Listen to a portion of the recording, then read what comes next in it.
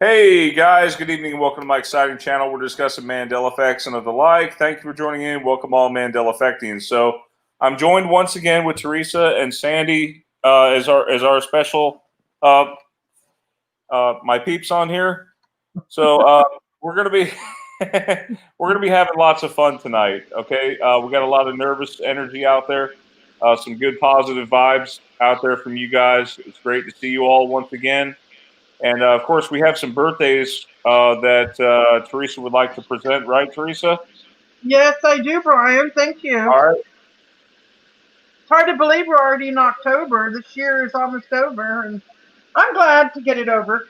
It's been a It's tough one. crazy. I can't Crazy, believe how yeah. fast this year has gone. Yeah, don't remind me. COVID. Speaking of birthdays, I have a birthday next month, but I don't want to talk about it yet. So let's concentrate on this month's birthdays. So I have Daniel Bolaños for October 22nd. We have Hebrew. Great channel if you want to check it out. Monday, October 26th. Happy birthday, Hebrew. We have Misty May Styles on October 27th. Hyrid Walden, October 30th. Stephanie Dow. Permis,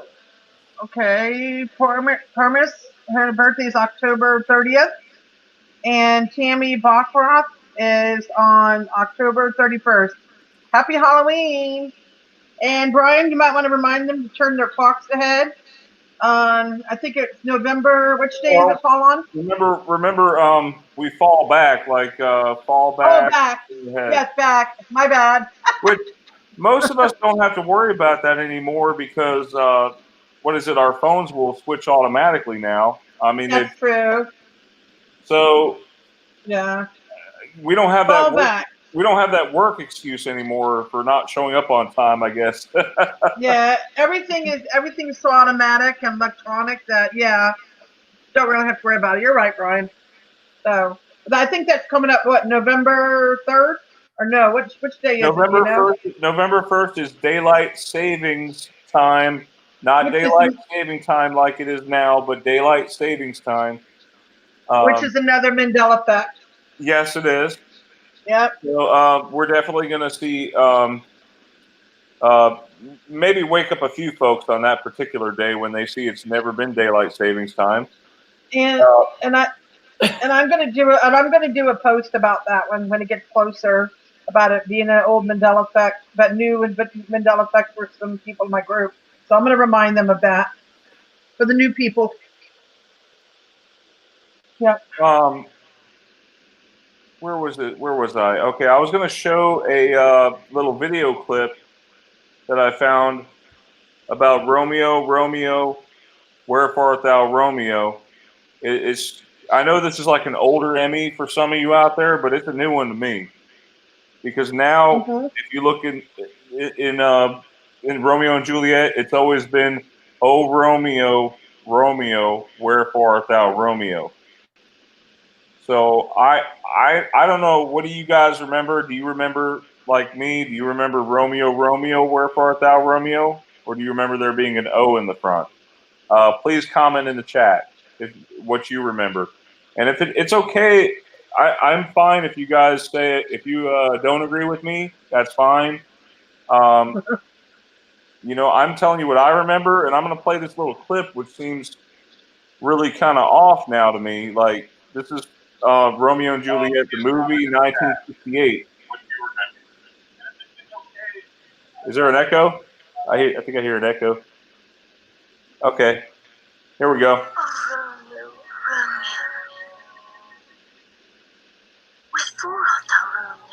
You see that? Oh wow! Go back a little bit.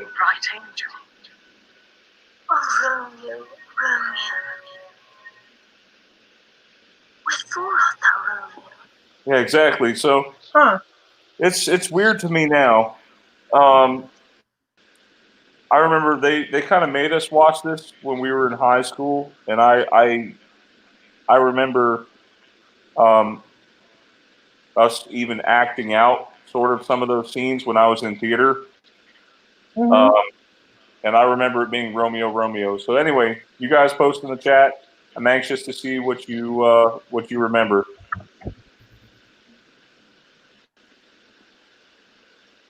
And you guys probably saw this little piece of residue, this little golden nugget here.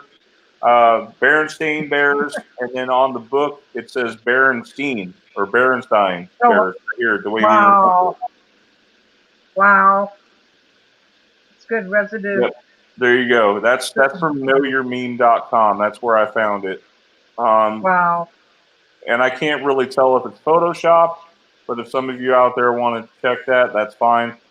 I know I didn't mess with it.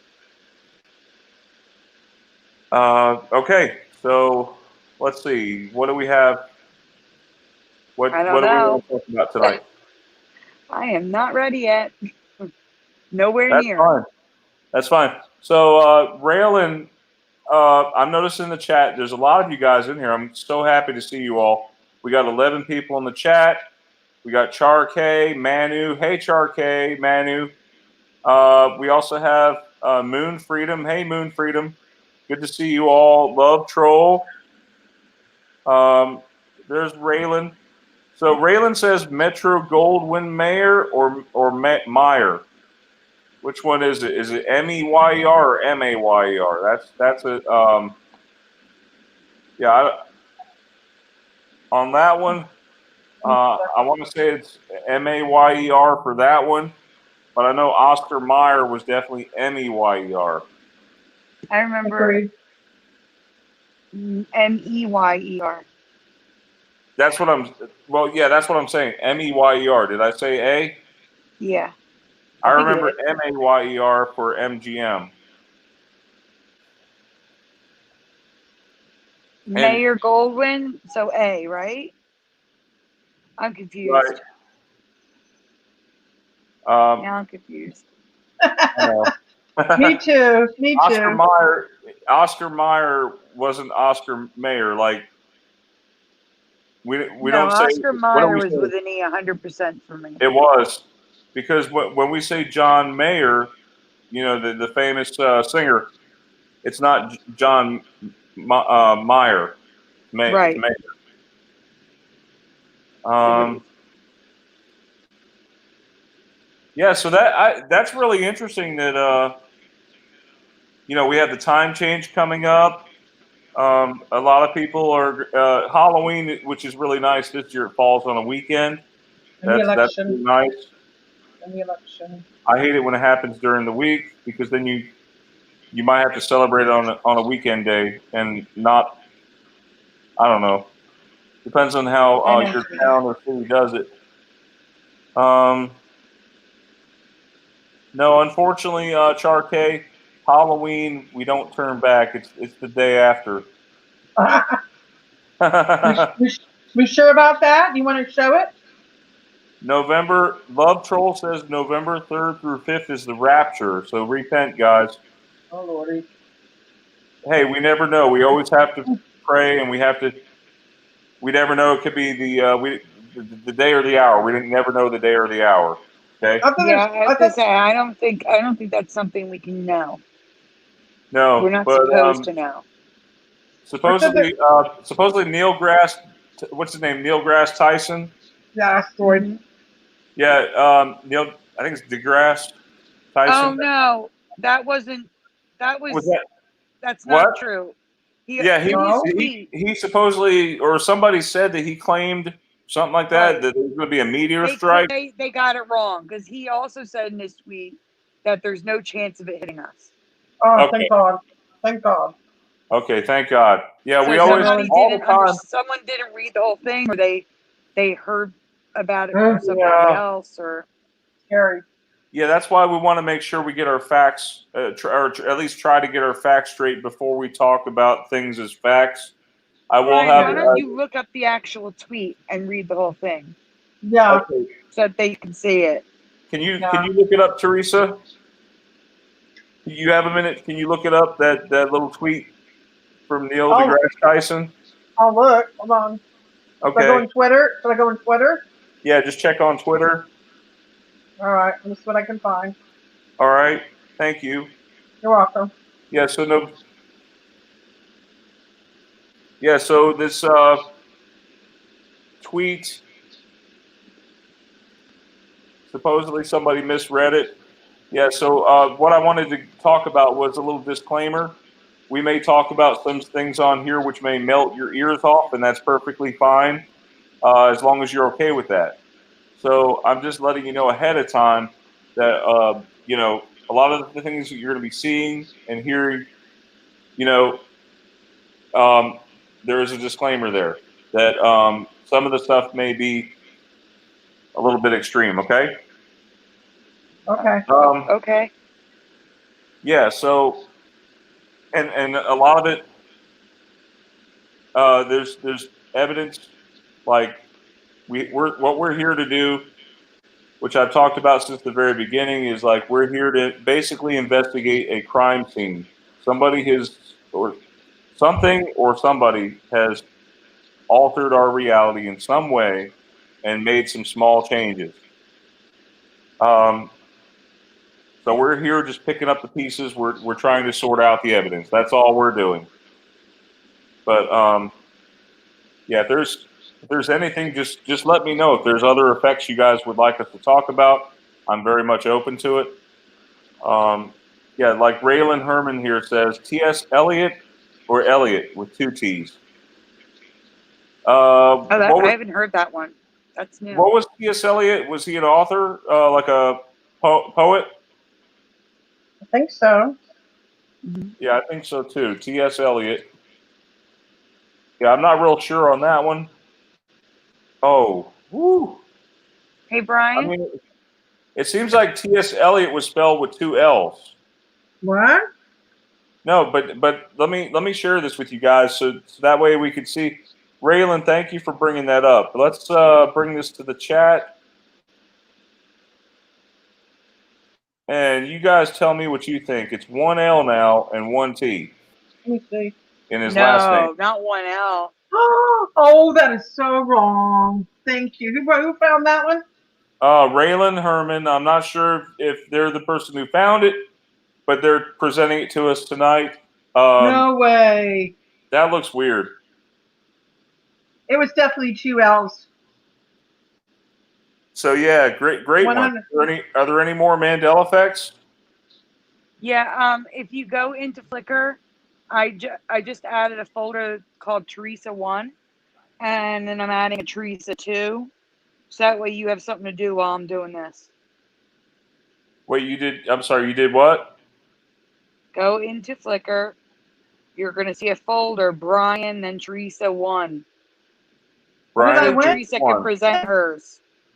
What did I win? No, not one Teresa. Teresa, stop.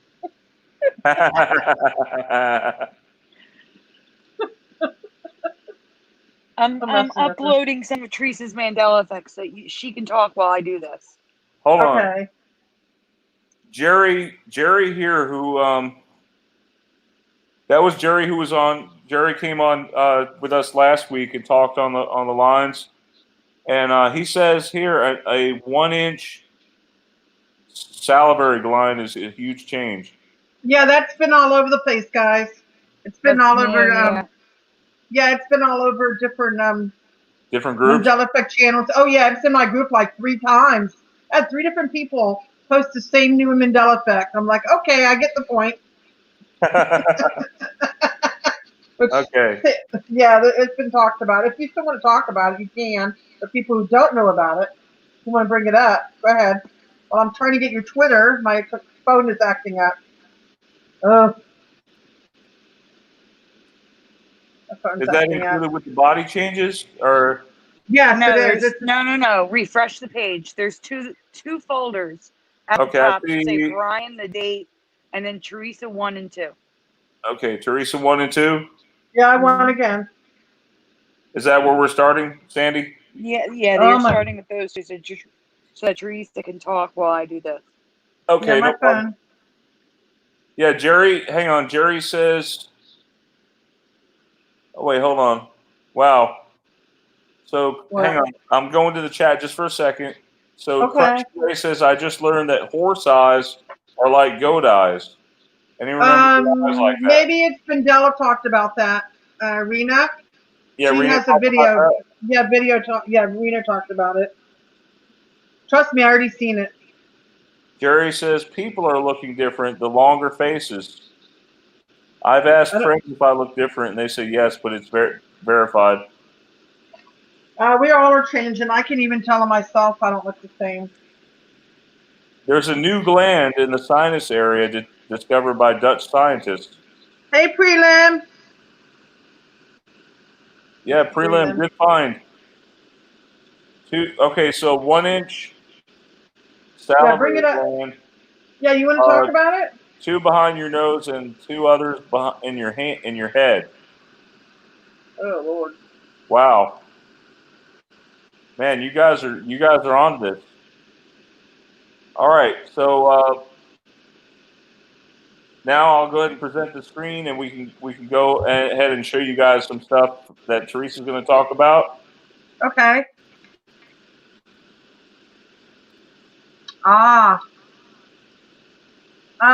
My favorite song, which I've been singing since like the 70s and 80s, Rita Coolidge.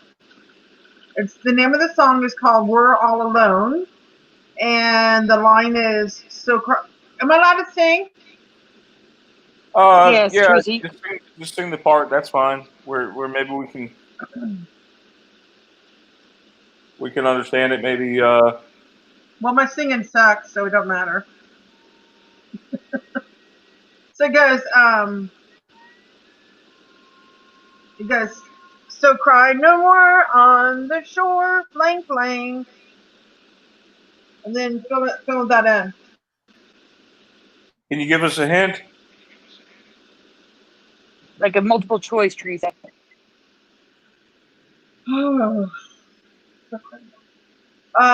Multiple number 1 is On the Shore of Dream. Multiple number 2 is On the Shore of Dreams. And what was the third one? I don't remember the third one. What do you remember? I can't get my phone is freezing up, so I can't even bring the song up. All right, let's see. Sorry. Can I present the next one? The next little picture. Go ahead. Yeah. Okay, so We're All Alone. There On it the is. Shore, a Dream is what it is now. Yeah. Zoom in. On the Shore, a Dream. I don't remember that. Yeah, that's so weird. I did this song over and over and over. I used to do karaoke, and this is not even close. Like, it's driving me crazy. Keep in mind that the red borders that Sandy typically will color code them. He does a really fantastic job here too, by the way. Yeah, Sandy. The red border means it's not residue. This is the way it is now. Green means residue, right, Sandy? Yeah, green usually the green is residue. Look at that. And the red is how it is now. Yes. On the Shore, a Dream. Oh no. Yeah, no. That really messes me up. There you go. Look, that's the way I remember it.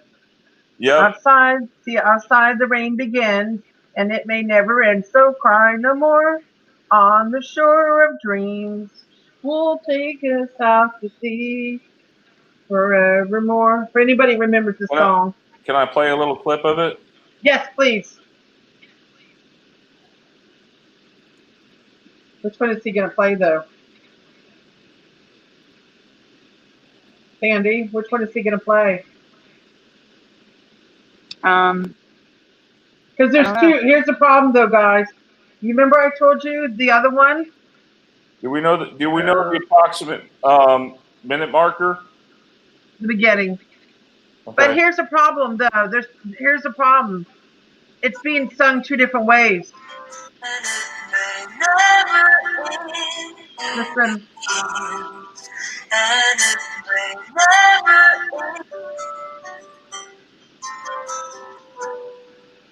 Outside the rain begins, and it may short dream will take us out to sea. There you go. See? You see it? Oh yeah, that is one of my favorite songs. No, but look what it's saying now. Yeah, it's not of dreams anymore. It's a dream. So you guys caught that. I hope I don't get copyright for it. You played it pretty fast. Yeah. So yeah, let me go back to the share screen and we'll look back at the Flickr because there We is have quite a bit of residue. residue. Yeah. Thank you, Sandy, for getting it all up together for me. No problem. This one really freaked me out. Now this is a lyrics. Now where did you find this? Was from a lyrics site? I think so. Yeah. It's just crazy though. This one really shook me up, but bad. Yeah, I don't blame you on this one. That's You remember it like I do? I don't I've heard of the tune of the song. I just don't remember the exact lyrics. Oh. I really can't say. I can't speculate. Anybody in the chat? Do you remember this song? The oldies, the oldie people. Because remember, what year did this song come out, Brian? 70s?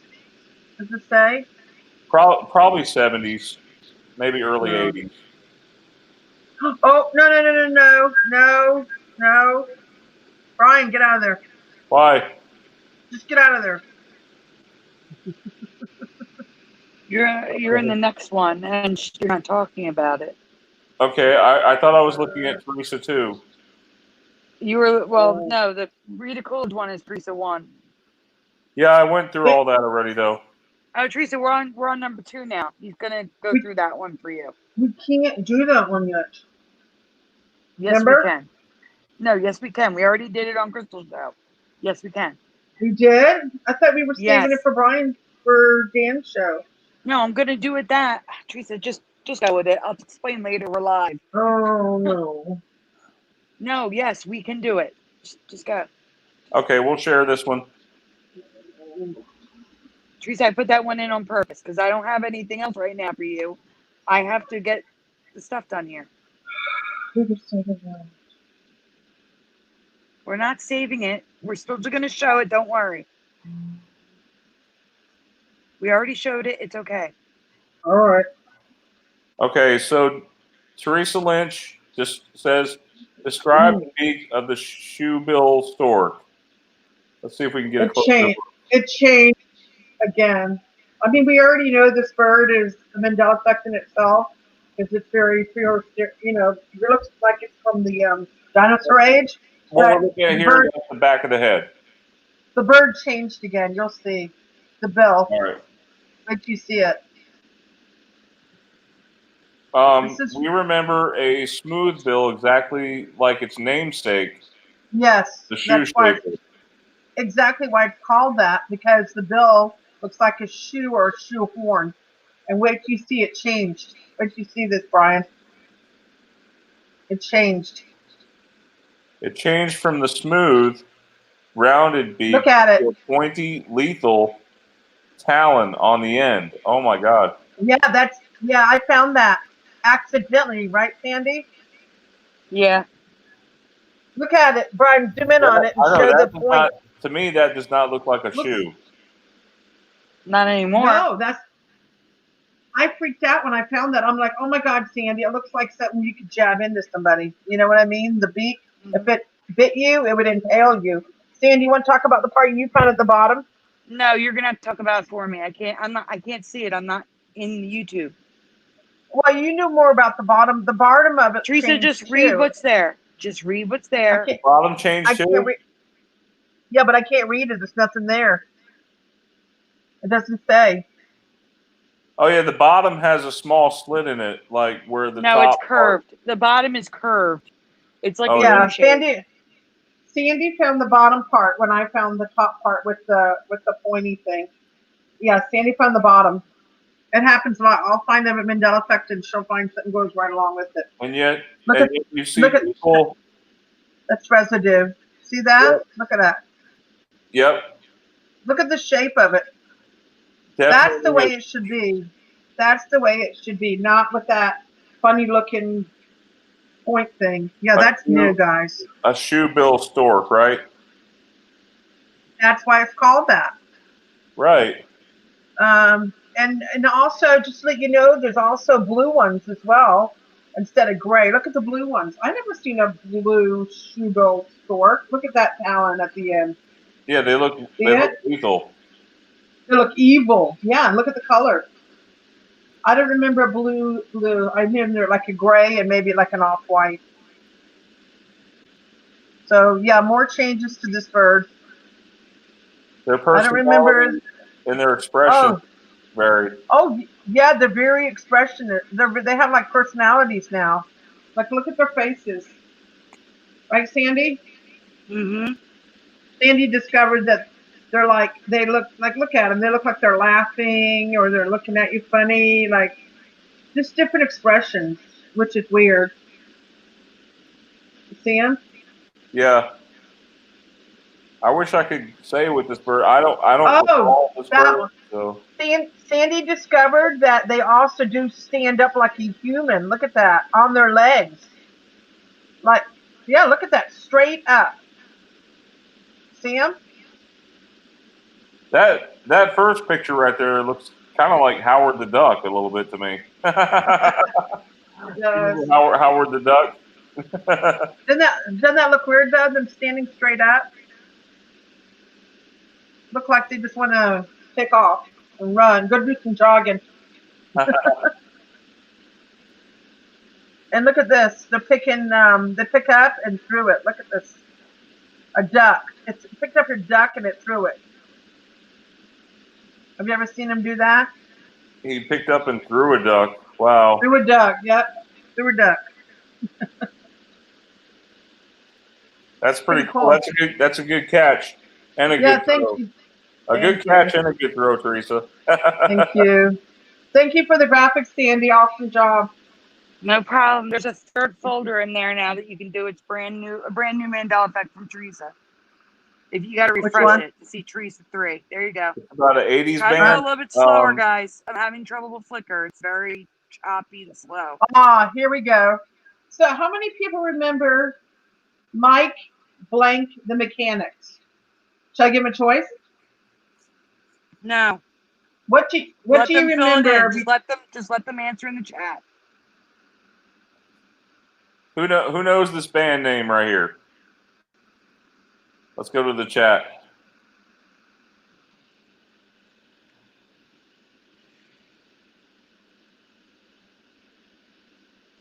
Okay, you guys are commenting. It looks like you guys are commenting from the stork there.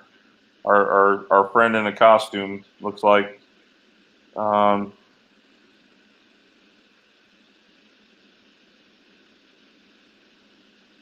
Looks like we got some more guests tonight. I'm glad you all could make it. We have Adam for Crisis here. I'm glad you could make it, Adam. Good to see you. Guardian Matrix. Hey, welcome, Guardian Matrix. And Hislam. Hey, Hislam. Oh, we lost Teresa, Sandy. Oh, no. Keep a lookout for it because Brian, I can't even see YouTube right now.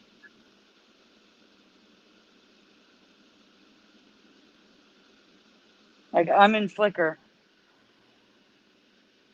All right, so I'm going to go ahead and share this. Can I ask him? I mean, I'm coming to the show. Go ahead. Hang on. All right, here we go. So Mike blank the mechanics. Is it Mike? Is it Mike? They're all saying "and" in the chat, right? Yeah, Mike and the Mechanics. Does anybody remember this one from the 80s? Well, they all said Because "and." They're all wrong. Now it's Mike plus the Mechanics. OMG. It's Mike plus the Mechanics now. But it's not. See, here's the thing. The reason why I zoomed in like that, keep going. Yeah? Hey, Brian, you can read the rest. Read it. It says the weirdest change isn't the and, it's the words. Teresa, you weren't supposed to be on your phone. So I knew she was on her phone because she was being choppy. I knew she was on her phone. Teresa, you're supposed to be on your laptop. Oh boy. So I did find residue of and ampersand, but did you see the numbers? What numbers? Go back. There should have been another that said, now there's numbers. Oh, the weirdest change is the words. Yeah, the weirdest change is the words. So There's what? now numbers for Mike and the letters have been replaced with numbers. No. Where? That's residue that you're looking at. You're not going to see it there. It's actually red though. No, the whole thing's red. It's matching the letters. Oh. So that's residue with and ampersand. What? But some of them have numbers in it. Yes, some of the Mike and the mechanics have numbers. The No. official logo. The official logo. You don't have a graphic there with numbers? Yeah, there is. It's over here. I have to don't see zoom it. all the way in. You No. guys see that? There's a graphic that says now they have numbers and it has a picture of the album. You probably went in there when I was uploading it.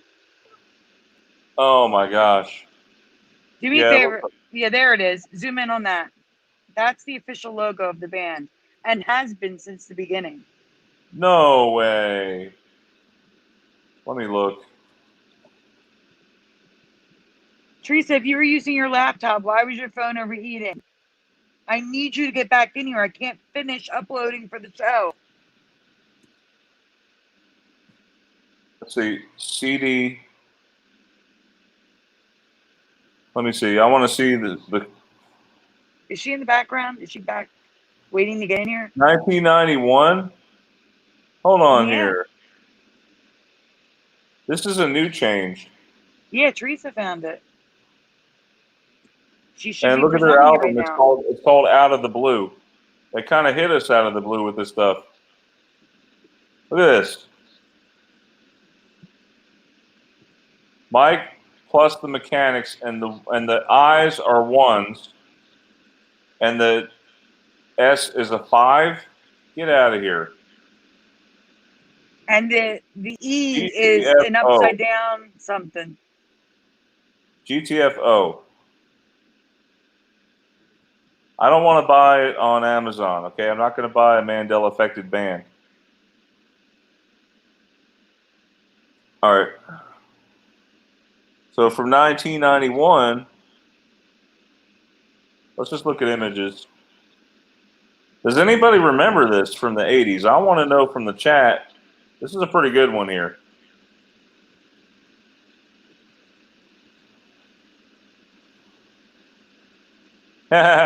Guardian Matrix says Mike plus the mechanics doesn't add up for me.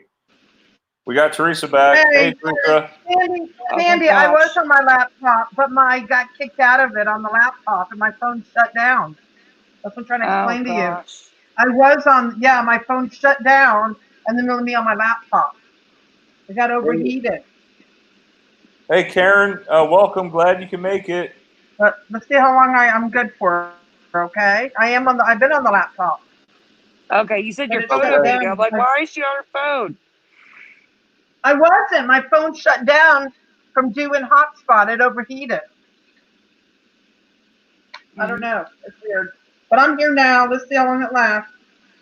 But did you guys show Mike and the Mechanics? Yeah, I'm freaking out over it because it was never like that. It's weird. I know. I found it accidentally, right, Sandy? Yeah, you did. I found the Mandela effect accidentally. The thing that I know. Sorry about that. Yeah, it's okay. The thing that really stands out to me is that the A's are upside down, and they have a line under them to represent E's. The I's are ones, and the S is a 5. Yeah, the one. Sandy saw that. She noticed the one, right, Sandy? She noticed that one. Yeah. Well, I noticed the and that. This reminds me of. Does anybody know of Dexter Freebish? What's that? Anybody ever heard of this band from the 90s? Who? You know, Dexter Freebish. You never heard of them? They had one big hit with Leaving Town. No. Look at this album here. I do not remember this with the double E's, the E's being facing each other. But if you look at all these guys' albums, they're like that now. No. The E is backwards. Another one is what's that one? What's that other band? Want to spin round to oblivion, rendezvous, then I'm through with you. That kind of song. What was that song? It's Vertical Horizon. No, it's not Vertical Horizon. It's the album with a picture of a fly on it. Eve 6. I'm going to show you another album that's changed. That's it. This band. Mm-hmm. Look at the E is backwards on Eve 6. Oh no, it wasn't. Oh wow. It was not. That changed. You're right. Yeah, do you remember this album? I'm sure many of you do. That's a big one for me. Yeah, we're gonna go back and look at Mike and the there it is. Yeah, Mike and the Mechanics. It's another example of definite change. I think we can. Many of us can agree on that. I remember talking about. See, when you guys brought up Mike and the Mechanics, I seem to recall this as a previous Mandela effect. But the new change we're saying with this one is not only is it not an ampersand or an and anymore, it's a plus sign, but now we have substituted letters for numbers. Or that's numbers crazy, isn't it? Yeah, so that's a new change. I'm glad you found that one, Teresa. Definitely, I'm gonna have to ask my dad on that one because he was a big fan of Mike and the Mechanics. One of their songs makes me really cry a lot. I don't want to say the name of it, but it makes me bawl my eyes out. Who sings that song? Do you believe in love? Do you believe in love? Cher. A Cher. Oh. No, it's a guy band. Do you believe in life after love? No. Do you believe in love? Oh, I know what song you're talking about. Never mind. You're right. What is that, Mike? I know. Na, na, na, na. I know what song you're talking about. Yeah. Yeah, I know what you're talking about. I can't the name of it. Yep. Is that everything there of mine? Or do you believe it's true? Okay, that's I'm gonna have him go to older folders next, so I can be here for the newer stuff. Sorry, that was Huey Lewis in the news. Okay. Yeah. Okay. Never mind. I was thinking for a minute it was Mike and the Mechanics. Oh, it is. Oh. What other folder do I need to cover now? No, you're gonna go down. Scroll down and pick something because I want to be there for the newer stuff again. Yeah. Can we talk about phones or? Yeah, you can talk about the phones. Oh, the phones. The old phones or the old phones? Yeah, the stuff. Oh, just the phones, Teresa. You're gonna know. Okay.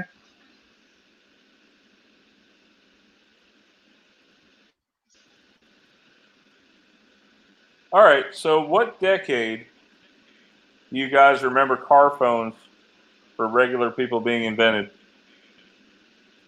Regular people. That's funny. So what are we then? I'm joking. You believe they were invented in 1946, folks? A car phone. Yeah, I'll check it out. Radio telephone designed and fitted into an automobile. It originated with the Bell system and was first used in St. Louis in June 17, 1946. So I'm sure shortly after that you could get on your car phone. Seems like something out of a spy movie, huh? Yeah, what you see it. It's crazy. Yeah, look at that. 1946, you said? Wow.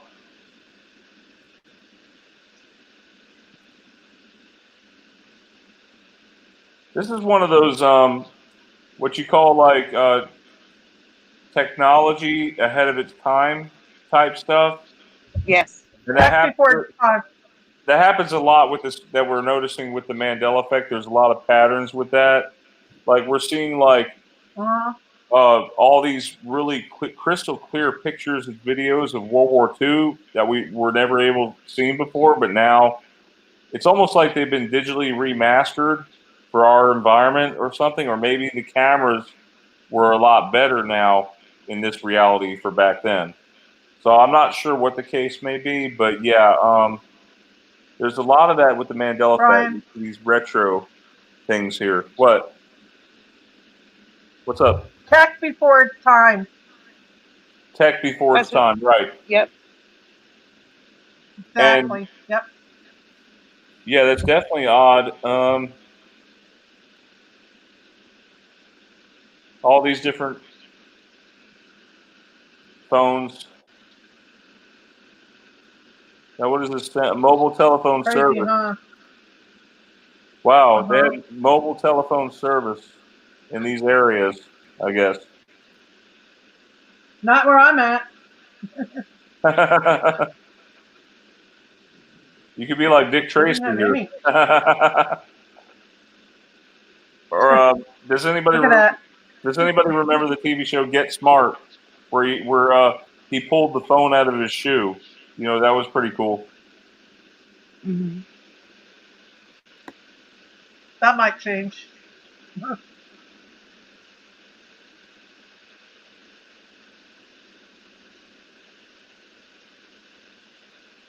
Guys, I'm almost done. I'm on the last one. Okay. Okay. If I'm just saying, if we had these readily available back then, why do we need payphones? Honestly. Okay, there you have it, folks. So, any comments? Any other Mandela effects that you guys want to bring to our attention? By all Yeah. means. Teresa or Sandy, are you watching the chat as well? No, I'm about to go in there. No, I can't go in there in my phone because it's already hot enough right now. The phone. Yeah, preliminary. I'm aware of that. Washington State doesn't have the same shape anymore. Oh, really? Running Yeah, Running it's a different Fox shape. says, then why are we all using CB radio all through the 80s? How can reality change like this? Exactly, That's the Sandy. mystery of the Mandela effect. Exactly. Yep. Well, they were Yep. expensive. Yes, they were very expensive.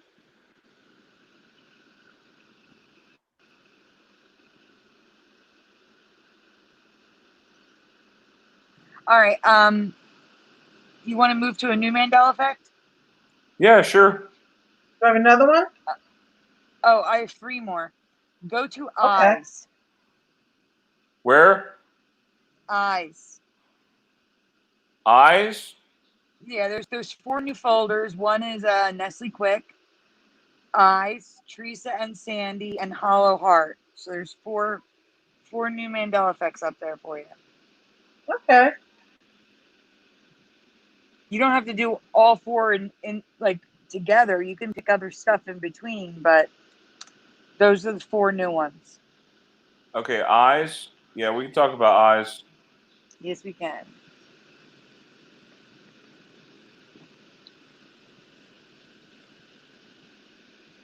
Yeah, this is really weird to me. Let me present it.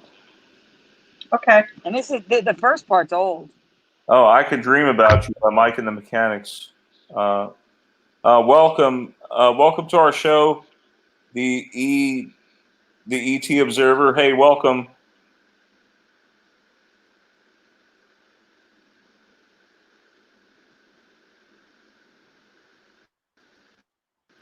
All right, so a little while ago it was discovered that animals and humans could have 2 different colored eyes.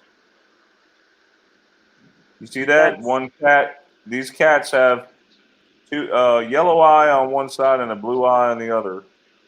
mm-hmm. That's That's a that's blue eye. That old. is so cool looking. Oh wow! But I have never seen the same eye have split in half with 2 or more colors. Isn't that cool? One eye with 2 colors, guys. Look at that. I That mean, is I've weird. seen eyes where Isn't there's that like a bizarre? splotch in it, Yeah. like a small Yeah, but splotch of a different color, but not What split right in half. what color are your eyes, Sandy? Hazel green. What about you, Teresa? I don't know. It keeps changing on me. Sandy, what color was the last time I showed you? She has like regular hazel eyes. Am, didn't I have like an Mine are, amber color in it at one time? yeah, she has hazel eyes. I have green eyes with like gold flecks in the dead center. Yeah. Look Are at they this. 14 karat gold? I wish.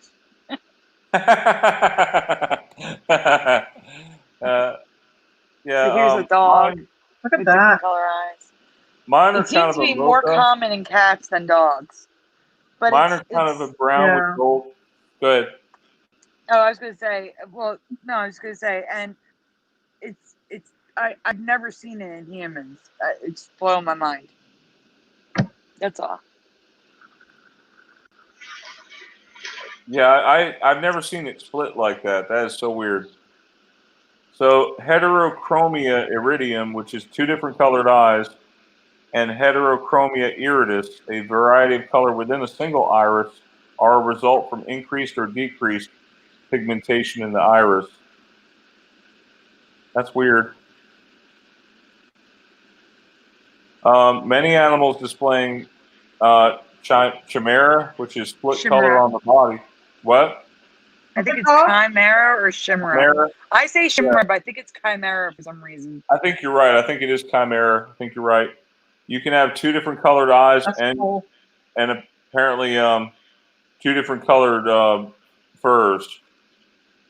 That Isn't is that weird. neat? Wow. And it's rare too, right, Sandy? Rare? Could any of this be a Yeah. result of maybe man playing God with some of these animals? I mean, or you saying Could it's be. happening with humans as well, right? Well, not fur, but yeah. I mean, I think it's well, they said that has to do with pigment. So I think with the chimera, it has to do with like genetic material. So like they're getting genetic information from one parent and the other, and it's split. Hmm. That is so weird. Oh, wow. I mean, I would still love these animals with with all my heart. Aw. Anyway, you know, they're adorable, especially that one there with the wide eyes looking straight up at you. Yeah, Yeah. I would love these little guys. But here now we got evidence of people having these type of eye. Whoa. I'm tempted to call my ophthalmologist and ask him about that You should.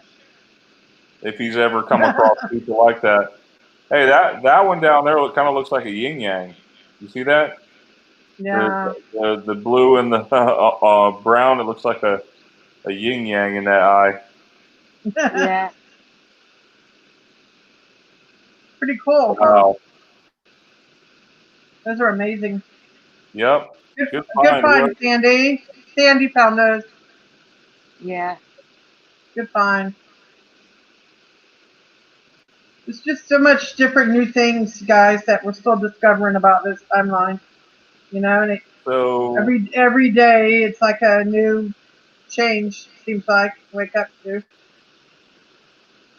another sort of while we're on the topic of genetics, uh, Hmm.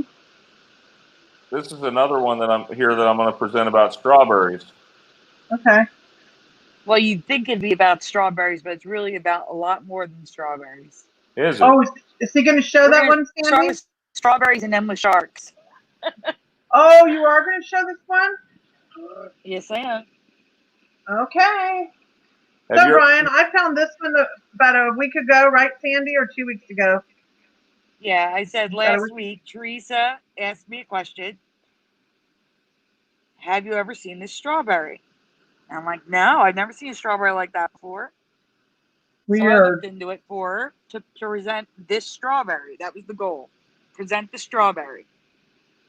No, no. which led Sandy down the Vivipary path. yeah. This led me down a vivipary rabbit hole. Yeah. Wait till you see what she's got to show. It gets worse. Not just that. Vivipary is something, as far as I knew, never existed in my past. So what is a Right. vivipary again? That would be the next picture, Brian. Okay. Ooh, I'm in shock. There you go. It wasn't just the strawberry. Vivipary happens to any plant with seeds, and it can even happen to mammals. What? Yeah. When you get to the next image is what vivipary is. Look at the corn. Oh my gosh. It's like growing a garden. It's like growing a garden. It's like growing a garden on your fruit. Okay. Like a mini garden. A word of caution. Cover your eyes for some of you who are very sensitive to this stuff. Okay. Yeah, It's no, gonna get seriously, weird. I am giving a warning because there's some there's some stuff coming. So Okay. Yeah. This is like mainly about not fruit and vegetables. This is about like humans and animals. And I was like, why is it talking about animals?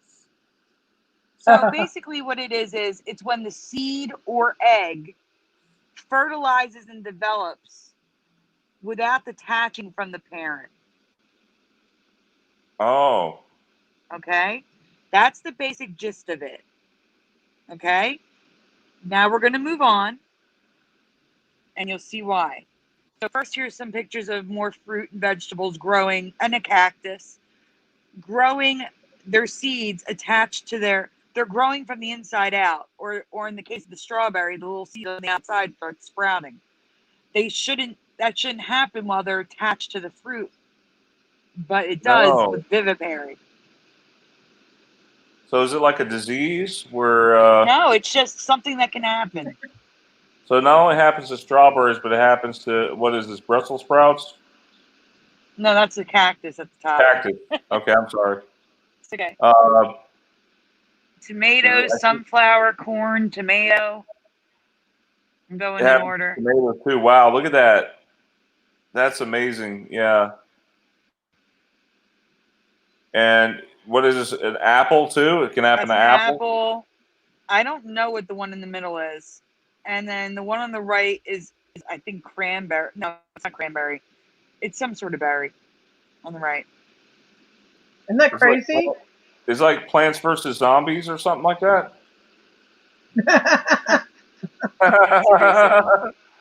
Oh man. Speaking of great. So now we have pomegranate, lemon, another tomato.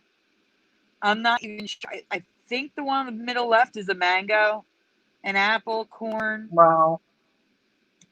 Either an apple or a tomato. I can't say. A tomato, an orange, and a squash. Oh, even in squash too, and in oranges. Ew. I don't think I would eat that, to be honest. No.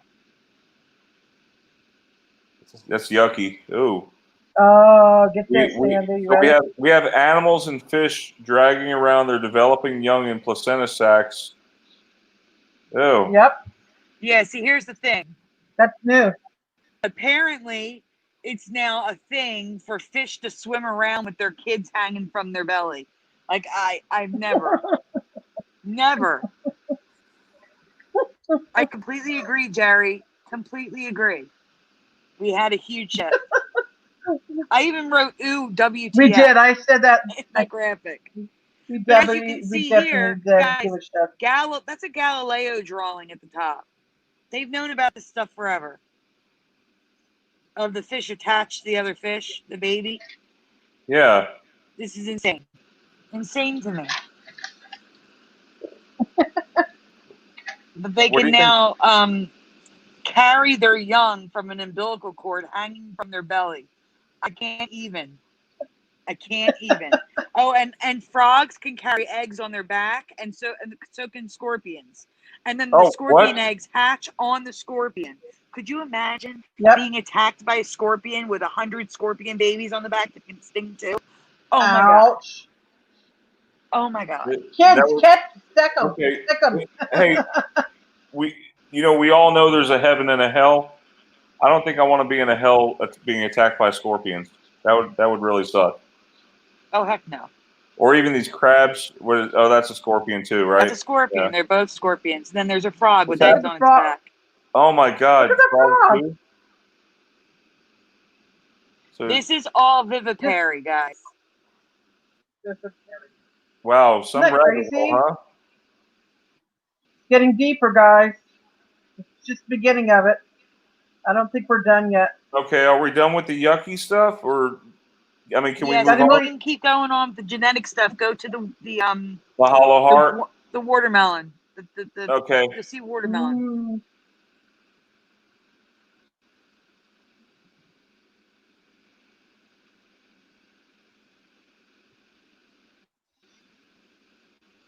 All right. Oh So my God. the thing with the watermelon. So we have. Has anyone ever heard or seen potatoes and watermelons with hollow heart disease? Oh. What is This is this? not- You're gonna see. Keep going. This is nothing. You gotta say it. It's crazy. Keep Okay, going. we're talking about there's a crack in the watermelon now. In the centers, yeah. Just Ah, it's a flux capacitor watermelon. That's exactly what I Sandy, said to Sandy. Sandy, did you do that for me? Thank you. you're welcome. Teresa actually suggested it. Oh, thank you. I Top did. one, the top one they're calling the pink Mercedes watermelon because they said it looks like a Mercedes logo. Mhm. So the That's hollow pretty heart can cool. vary from a small slit to intricate designs like this. Hey, But it also happens in potatoes. But potatoes, it's caused by an abrupt change in. I can't read it. You're scrolling up. I can't. It I says can't stress.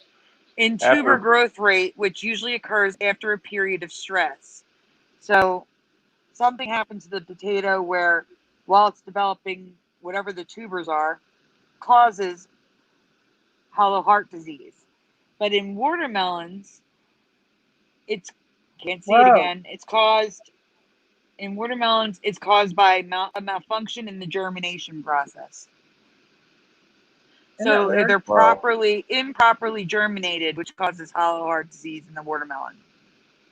Look at your watermelon when you go shopping and make sure you don't get nothing that looks like this. Right, Brian? A lot of the hollow I, heart watermelon kind of look lumpy, like a club shape. They're I think kind of I'm like gonna a buy. pickle or a club shape. I think I'm gonna start buying organic. Yeah, this is getting kind of scary, guys. This is heavy, Doc. This is very heavy, Scary Doc. looking watermelon. This is heavy, Look at Doc. the colors of watermelon.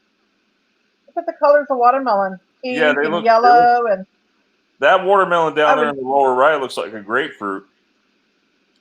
I would not eat any yellow watermelon or pinky looking. Oh yeah, and the watermelon, the flesh of the watermelon can now be red, pink, yellow, or orange. No way. Wow. Never ever saw anything but the red. Yeah, we've only seen the red at the grocery stores, pretty much. I mean, the red on the inside. Yeah. Yeah. Don't be shocked one day you go to the grocery store and you start seeing all these bizarre new fruits and vegetables. Char Be says prepared I for cut it. watermelon at least 2 times a week at my job. No cracks yet. Oh, good. Good, Charkay. Wait, murder hornet nest. What is that? Captain Kirk says. They're finding they found a new murder hornet nest in Washington. Running Fox said, I think. I posted that today, Sandy, this morning. Did you hear me? Yeah. Brian, if you go into my group, you'll see my post today. I did post it about Washington. If you go into my group. All right. Yeah, let me. Brian, before you show the last new one, why don't you pick something else? Like scroll down and pick something. Um. Why don't you do the I can see clearly now and see what they remember here? Ooh, yeah, that one. Scroll down to I can see clearly now. Okay, so this song, this next Mandela effect is a music one. I can see clearly now. the rain. Hang on. Blank gone. Blank gone. Huh? Dan, do you want to sing it? Oh, Captain Kirk says there's purple broccoli. What? Oh my God. That's crazy. Yeah, before you show the graphic, Brian, Google purple broccoli and see what comes up. Okay. Purple broccoli? Is that a thing? Do people actually eat that? I wouldn't. Even though purple's my other favorite color. We got a 50-50 going on in the chat. We have is gone, has gone, is gone, has gone, has gone, has, or is. There we go. You want to tell them Rain what it is is? gone, is gone. It's still 50-50. Wow, are you serious? Yeah. Tell them what it is now. Salted Cedar remembers has, but always sang is. Interesting. And Moon Freedom says, I think is. Oh, no way. Purple broccoli. Get out of here.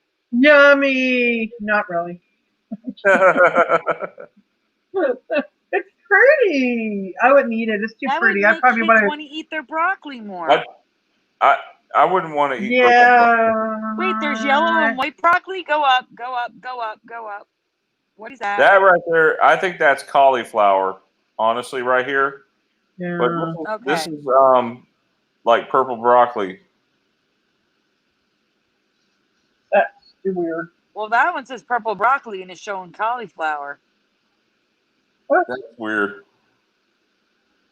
I can see clearly now the broccoli is gone. No, I'm kidding. I can see clearly now. I remember Yellow beets. the rain is gone. Okay. Now there's a second question. You got to pull the graphic up. What does it say? Here is the rainbow I've been blank for. Here's the rainbow Guys, in I've the been chat. praying for. Right? What do you remember, Brian? Praying for? Really? Interesting. Well, what is it now? I'm waiting for the chat to answer. All right, chat. What do I remember? Please. What do I remember? You didn't remember praying, Oh, I Tracy. know. You remember other things. I remember the word with the S. Hey, we have Tobin in the chat. We also have Salted Cedar. Hey, Salted Cedar. Hey, Salted. Hey, Tobin. Welcome. Welcome, welcome, welcome. So Manu says waiting for. Charcase is praying for. Teresa, you remember searching for. Searching. It's waiting for, praying, waiting for. Yeah, we have two waitings, one praying. No, we have 4 waitings, Brian. 4 waitings and 1 praying. Anybody like searching? 5 waitings. 1 No, 2 praying. We gotta count Brian. So hey, okay. Karen Maloney. And 6 waiting, because I'm the 6th one. Karen's in the house. Yeah, we know about the carrots. Yeah, White, so purple, orange, and yellow carrots. That's crazy. All right, so let's go to the next graphic. So it is praying and it is, but I remember has and waiting for. Really? But see, I've never heard praying. Oh my gosh, that blew my mind. I've never heard it as praying. Me either. I could have sworn there was a country song, and a guy was singing. I could see clearly now. Lorraine is gone. Lorraine. And clearly was the name of a person, and so was Lorraine. And it was like a country song. I don't know who sang it though. I don't know. I can see clearly now. Cedar says searching. I like searching too. I like that's praying, what I remember. But I like searching better. Sandy, that's the one I remember searching. Okay, so no. So when Nancy Sinatra sings it, she sings it as has and waiting, like I remember. Wow. No way. So I've now never heard Nancy Sinatra's version. I mean, I remember praying for, but then again, I didn't hear this song until like pretty recently. So I'm actually kind of with the current reality on this one. So this one doesn't really affect me, but that's okay. We're here. We're in the chat. I And it understand that clearly there's affects some the effects that chat. don't. Huh? It clearly affects the chat. Not many remember praying. Yeah. I know. I know it's probably this one's probably definitely 75-25 on this one at least. So 75% of you guys probably you guys remember waiting for, whereas 25% of the chat maybe remembers praying for or something. That's wow. So waiting. Yeah, there's all these lyrics. What is this, Jimmy Cliff? Apple Music. Yeah. Mhm. This one, it's kind of pixelated, but it says waiting for. And that's on guitar chords. Yeah, guitar chords. It's everybody remembers things And, differently, and you know, You're breaking up, Teresa. there's always going to be some sort of a Oh. manscuse, which, by the way, Sandy, you coined that term, I believe, manscuse, where Yeah. you have an excuse for a Mandela effect. It's probably going to be one of those misheard lyrics. That's how they're going to explain it away. Oh yeah, definitely. It's not there Sandy's yet. I didn't find it yet. Sandy's copywriting that saying, right, Sandy? Oh That's yeah. your copyright. Okay. I'll spend hundreds of dollars to copyright something just for the community. Man'scuse. Just for the excuse. Yep. Man'scuse. So, what is it? What's the next one? Oh, Jerry, no. Waiting is what we remember. It is praying. So I think that's what you have the current reality on this. Yeah, with me, I remember praying for. So this one does not affect me. Jerry said waiting, so it is not Okay. waiting now. It is praying. But Nancy Yeah, Sinatra, I've never heard her sing it, sings it with has and waiting.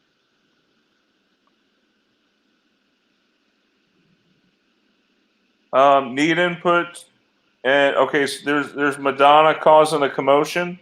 We could talk about that one. This one bothers me. Uh-oh.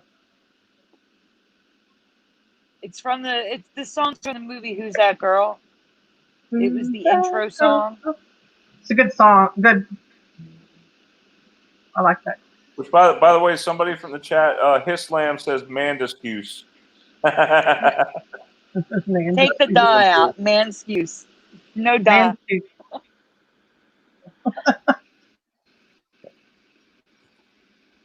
Okay. Causing a commotion. Oh, this one gives the answer away. Wait, just take it off the screen and I'll ask. Take it off the screen. It gives the answer away. I messed up. Okay, I did. I took it off the screen. Oops. I can still see it. It's a Madonna song, obviously. So blank. No, Brian, you can still see it. I have it off the screen. No, I don't want it on the screen. Okay, sorry. There we go. Okay. So blank got the moves, baby. Blank got the motion. Blank together will be causing or starting a commotion. Sorry.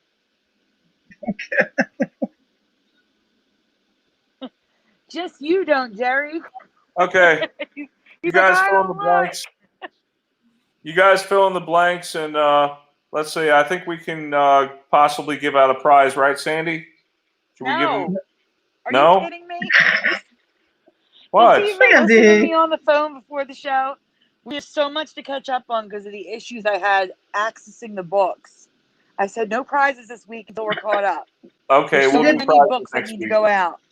She did say that. I heard it. I'm a witness.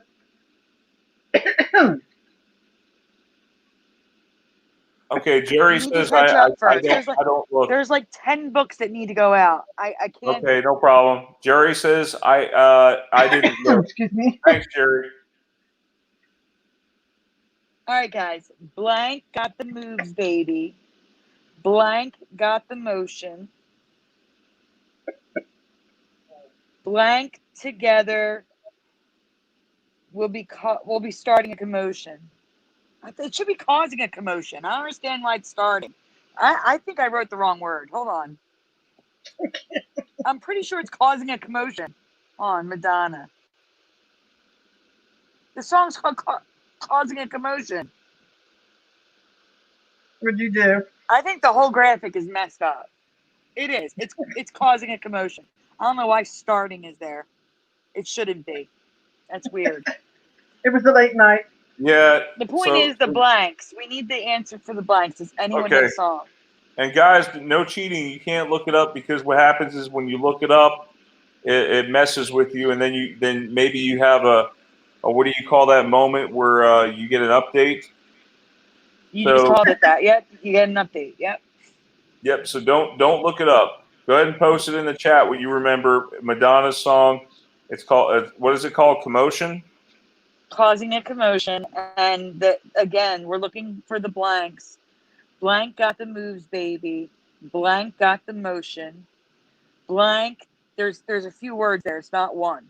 Blank together will be causing a commotion.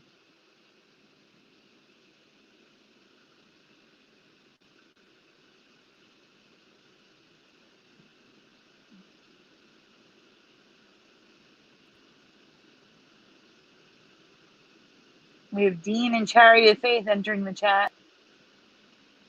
Hey guys. Welcome, guys. Bye, guys. Hey, welcome, Dean. Good to see you. Yeah. Hey, Dean. All right, so that's one of them. Which one, Salted Cedar? At least you're taking a guess. I appreciate it. Yeah, we appreciate that. So we're still waiting on more people to reply to this Madonna song. Let's I don't see. think they know it. I don't think they know it. I think I'm just gonna tell them. All right, we Blank can pull the got the graphic up moves, now baby. because the graphic gives stuff away. But I'm gonna give it away now, so you can pull it up. Can I play like a maybe give them a hint with a little tune in the background that like maybe a instrumental, like But maybe a all right, here's the thing. karaoke That version. song is the intro to a Universal Pictures movie. Not only will you get a copyright from Universal, but you'll get a copyright from Madonna that copyrights Oh man! everything. Even if I play the instrumental version, it's still their music. Yeah. You will get a copyright. Like, there's no question you will get a copyright. oh man, I hate Don't that. I hate that Yeah. YouTube is so strict about that. I know. Yeah. But I'm it just is going to what tell it is. them. Just pull up the graphic and I'm just going to tell them. Okay, that's fine. We'll go ahead and pull it up. I don't want you to get copyright, Brian. It's not worth it. I know. All right, so I'm already dealing with 2 copyright strikes. I remember you've got the moves, baby. I've got the motion. We come together, we'll be causing a commotion. But now it's reversed. I've got the moves, baby. You've got the motion. And instead of we come together, it's if we got together. And instead of we'll be causing a commotion, it's we'd be causing a commotion. So the whole second sentence has become past tense. And I remember it present tense. So the tense of the whole sentence has changed. The you've and I've have reversed for me. And I remember we come instead of if we got.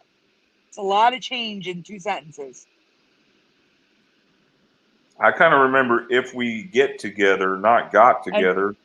Right. And get together would be present tense, not, or future tense, actually. You're talking about the future. Yeah, that doesn't make sense. So this is another one of those where it's kind of like things are switching around, in other words, in the song, and it kind of messes it up. There is so much residue for it reversed the way I remember it. You've got the move, baby. I've got the motion. Yep. So this is not residue, correct? No, that's what I remember. It's I've got the moves, baby, now. That is residue. Okay. So Okay, residue. You've got the moves, baby. I got the motion. I've got the motion. Excuse me. If we got together, well, I really don't know what would happen. But so are these? These are on Twitter, obviously. I meant future tense, Jerry, not past. I'm sorry. You've got the Future moves, tense. baby. I've got the motion. So now she says, "I've got the moves, baby." Yes. Wow. It's I wonder completely if reversed for me. Madonna realizes that her song changed. Probably not. She's still singing it that way.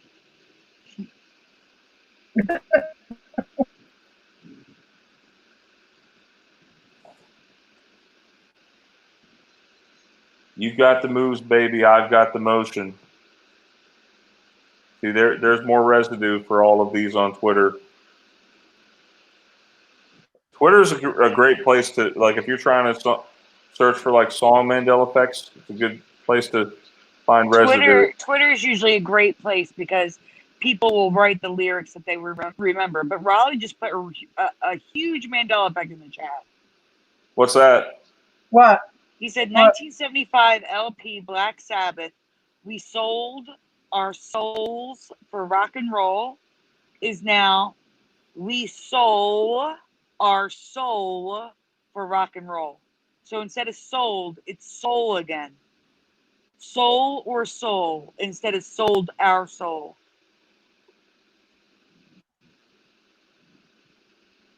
Huh? I'm gonna look that one up. Who You have said to that? say that Raleigh one said again. that? Raleigh? He found a serious Mandela Oh, I effect. think he meant. Okay, wait. Is the word sold changed to soul, or is it just the S is missing? Let's find out. What is it? Yeah, I'm curious. What is it?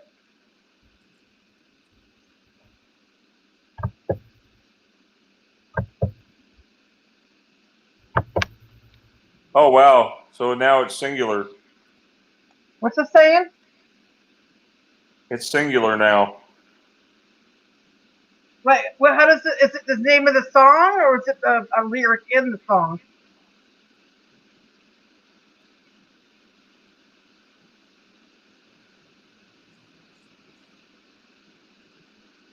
Brian, Yep. is it a lyric or is it the name of the song?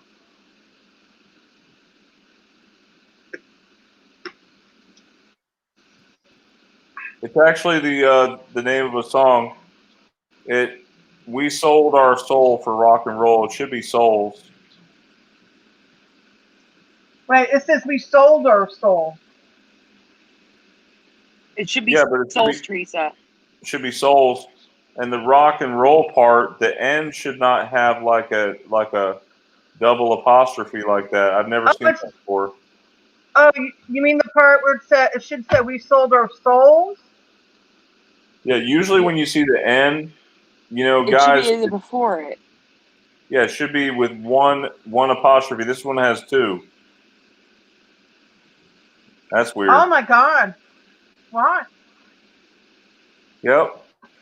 Whoa. Wow. Toys R Us has Nice Brian. find, I just Raleigh. covered that recently. Toys R Us changed like that too.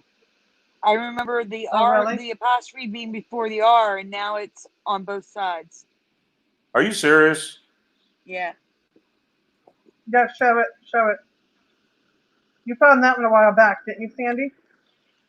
No, just a couple weeks ago. Maybe a month ago. Month All and a half. right, they are seriously messing with us. Somebody's messing with us. I have a Toys R Us album. You can pull it up when you're done. Toys R Us. Yeah, it's got the double. This one has a double quote around the R. Yeah, they do. I have recreated it in the album. I wonder if it actually goes back to the past, like a blast from the past. If you go back and watch an old '80s commercial where they're singing that song. I'm a Toys R Us kid. Yep, I love that commercial. I don't want to. Thank God for YouTube sometimes when it comes to these looking up commercials. I love that Now, the song. new logo, I do want to say that the new logo doesn't have any apostrophes at all.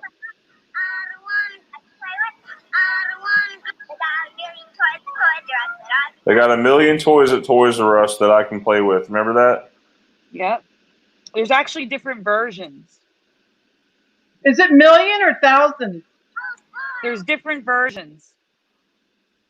Hang on, There's you guys different saw that? lyrics depending on the commercial.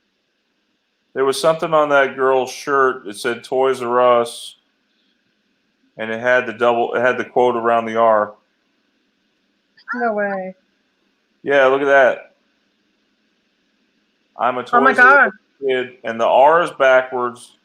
You got the double quote around the R right there on the shirt. The R's always been backwards for me. Oh my! What? No freaking way! What? No, there's no way it had the double quote around the R. Yeah, I know. You guys see that, right? Okay. I know the R was backward. Yes, I know his slam. The R was backwards, but I do not remember the double quote around it.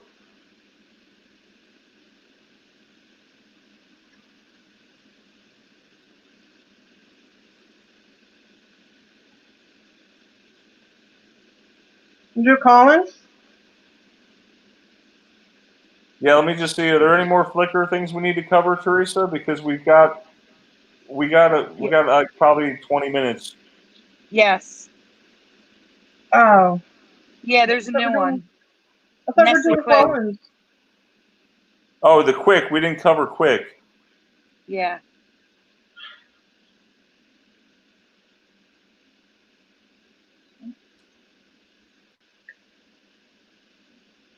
Okay, so we're talking about Nestle Quick, right? Yeah.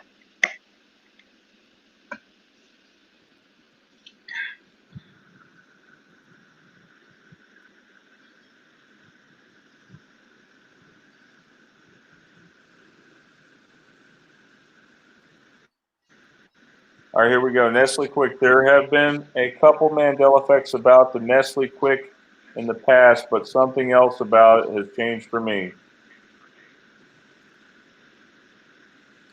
So, again, I guess, Sandy, you're showing here where Nestle has got this really, there's 3 different logos here. Okay, let me explain this. Mm-hmm. Some people Yeah, I know. remember Nestle the way it is, which, most people should remember Nestle. Some people remember Nestle's with an S. But the thing that really gets me here is the line that goes over it connects from the N all the way almost to the T. You see that? Yeah, I made it. Yeah, I know. I'm asking the chat if they see that with the line going over the E and the S, and then you also have the line over the E. I only remember like the second photo right here. The birds with the nest. There's 3 birds in a nest, and the lines over the E. But also, you notice the K. It looks kind of weird. It looks like an R or like maybe an Egyptian letter or something. Yeah. Many remember Quick with a C. What do you remember, Sandy? You remember with a C? I have a dual memory on that. I really do. But I got to show you something. There's a reason why people remember Nestle's. Really? I'm sending before you go any further. All right. Well, let's finish this, and then I'll show it to you later. Oh wow! Or I may have it in the presentation. So there's a question, guys. You strawberry. remember the yeah? Good. Go ahead. No, you go ahead, Bad. Sandy. So you guys remember the strawberry Quick Bunny having a strawberry on his head? Like, this is only for people who are born in the 70s or 80s, because they did change it in the 2000s and the not maybe the late 90s. But when I was growing up, he always had a strawberry on his head. I don't remember this at all. Yeah, me neither. I don't remember the strawberry over his head. But it's funny, we were just talking about strawberries earlier with the that Yeah. little things growing out of them. I can't get that picture out of my head right now. I don't see anything going on in the chat. So Nesquik, So he had the strawberry on his head until they rebranded to Nesquik.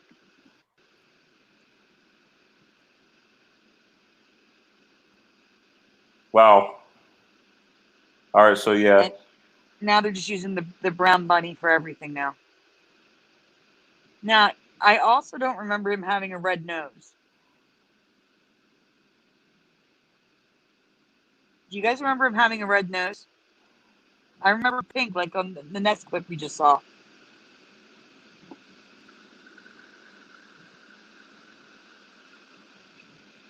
And it's weird because in the commercials back then, there's no strawberry on his head and he has a pink nose, just like I remember him. That's weird, right? Mm-hmm. That in the commercials he's got the pink nose and no strawberry. But on all the packaging, there's a strawberry and a red nose. Man, that looks so weird with the strawberry on his head, folks. Man. Like there's all the containers, like the 60s, the 70s, the 80s, You the know, 90s. some of you guys out there, you might have to ask your parents on this one, or possibly grandparents, because I was a child in the '80s. I grew up in I was born in 1980, so I don't quite remember some of these Well, Brian, images. here, let me tell you really quick, Brian. What? They're not in the right order. I should have put them in the right order, but the top right is the 60s. The Okay, top 60s. left is the 70s. The middle top is the 80s, and the middle bottom is the 90s. Wow. So you should at least remember the middle bottom. Okay. No, he didn't have a strawberry on his head. Like, It looks so stupid, I can't. Especially the one from the 60s where it's a claymation doll. Looks crazy. All right, so this is red noses. I red don't remember noses. this red nose.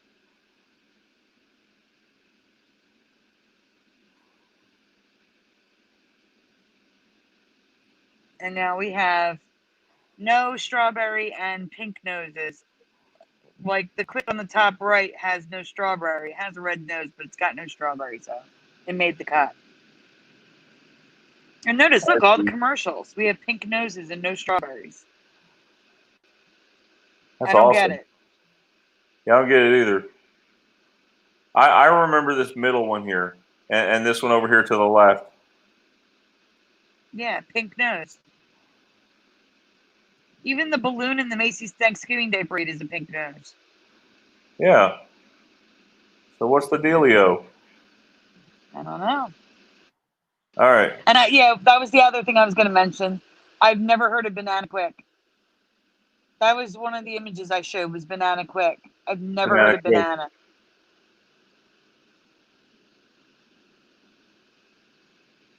I asked Teresa if she had ever heard of Banana Quick, and she's like, no. But Brian, here, I'm going to send you a picture that's related to that. It's important. Yeah, Banana Quick. Actually, I'm sending you two pictures because I forgot to point it out while we were looking at it. So go to your messenger and share these two images that I just sent you. Okay.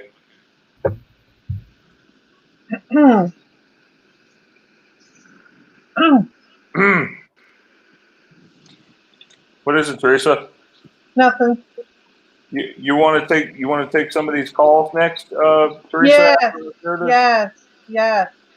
I can't. I bet you can't wait to talk to some of the folks here. I want somebody to call in. Currently, Nesquik offers chocolate, vanilla, strawberry. Wow, I can't talk. Strawberry. Spit it out, Sandy. Yeah, strawberry, banana, strawberry, bunch of banana, chocolate, double chocolate, and chocolate fat free. So they offer a ton more flavors than they used to. Brian, Well, you have to put the phone number up. Remember. okay. And then I'm sending Alright. you one more. So notice it says Nestle's. Yeah. Oh, that one At, says Nestle's. at one point, it was branded Nestle's. So that's probably why people remember Nestle's. Okay, I see. Which one was your favorite Nestle drink as a kid? And this is Okay. the image that I found. I asked Teresa. Teresa, I don't ever remember banana. Guys, banana's in the middle. Yeah, and you notice it maybe I don't know if that's Not residue or not, me but either. the bananas are hanging down, not Yeah, they growing up. are. Oh my God, that's total residue. Oh my Good god. catch, Brian. Great catch.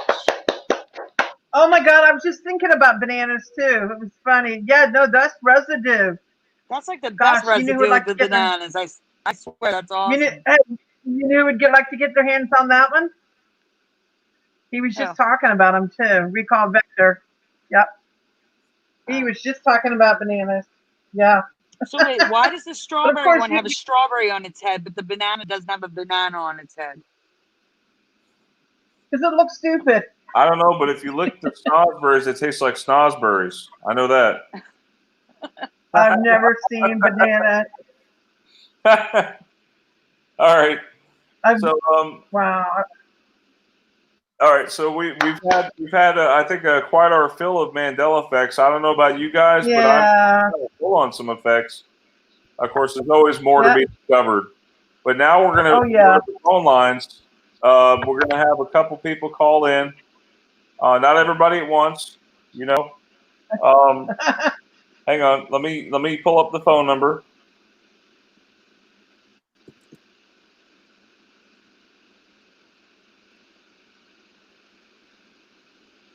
You gonna call it out too? Are you bring it up? Yeah, I'm bringing it up here. Okay, cool. Oh, And to think, I was sitting on that banana residue for like weeks. Yes, Sandy. I'm Oh surprised my I didn't even goodness. notice. I'm surprised I didn't even notice that. Good find, Right, but we Brian. were so focused on the strawberry and the fact I that there was know. banana quick at all.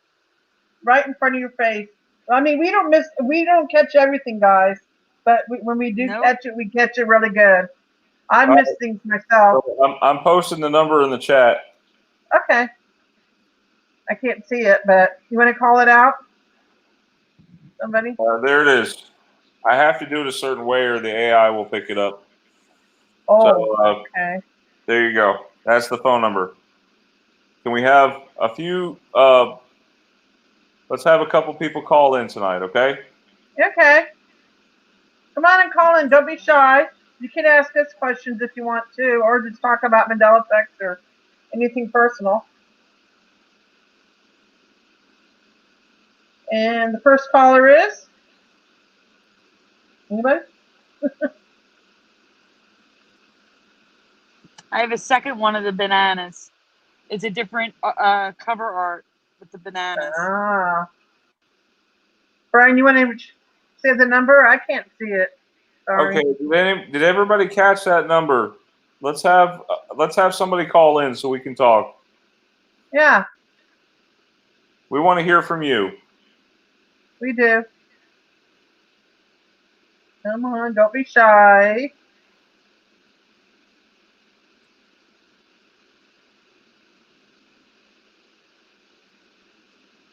Hey guys, going back to the quick bunny. Do you What's that? remember him wearing an N or a Q around his neck? Oh. Mm-mm. Mm-mm. Mm-mm. That was bugging me. I wasn't sure. But he's even in the old commercials. He's wearing a Q necklace. Oh, we got a caller. Yay! Wait. Here we go. Hello, caller. You're on the air. Hi, this is Kurt James. I'm commenting as Captain Kirk on the comment board. So. Hey, Captain Kirk. Welcome to our chat. How are you doing today? Hi. Oh, good. Hey. I hope you're doing okay. You guys doing great? You guys are doing awesome work, by the way. Oh, thank you. Every layer of the Mandela effect and stuff. That's awesome. I mean, the fruits and stuff. Now, I want you to, lead this, but one of the things, there was somewhere in Scripture, Enoch or something, that he talked about at the end of times in the beginning that the fruits would grow up to the sky or something. There's some Scripture about this. And the banana is being turned upside down and pointing to the sky. There might be a correlation to that even in Scripture. I can't remember exactly how it's written, but I saw that about a week ago. I saw that Scripture again. So, because you know that we looked at the Mandela effect, it's written in many places, about the Mandela effect. I mean, there's several different areas and stuff that describes the Mandela effect and things we're going to see in the signs and wonders. But anyway, so I just want to bring up the bananas one, and that is also the one that I know we don't want to go back through this. That the broccoli was one of the things that just blew my mind, because I go on the shelf one day and I noticed, I was like, my goodness, there's purple broccoli and there's purple cauliflower, and I was just like, what is going on? And then so we've actually seen a lot of fruits and things like that, and but anyway.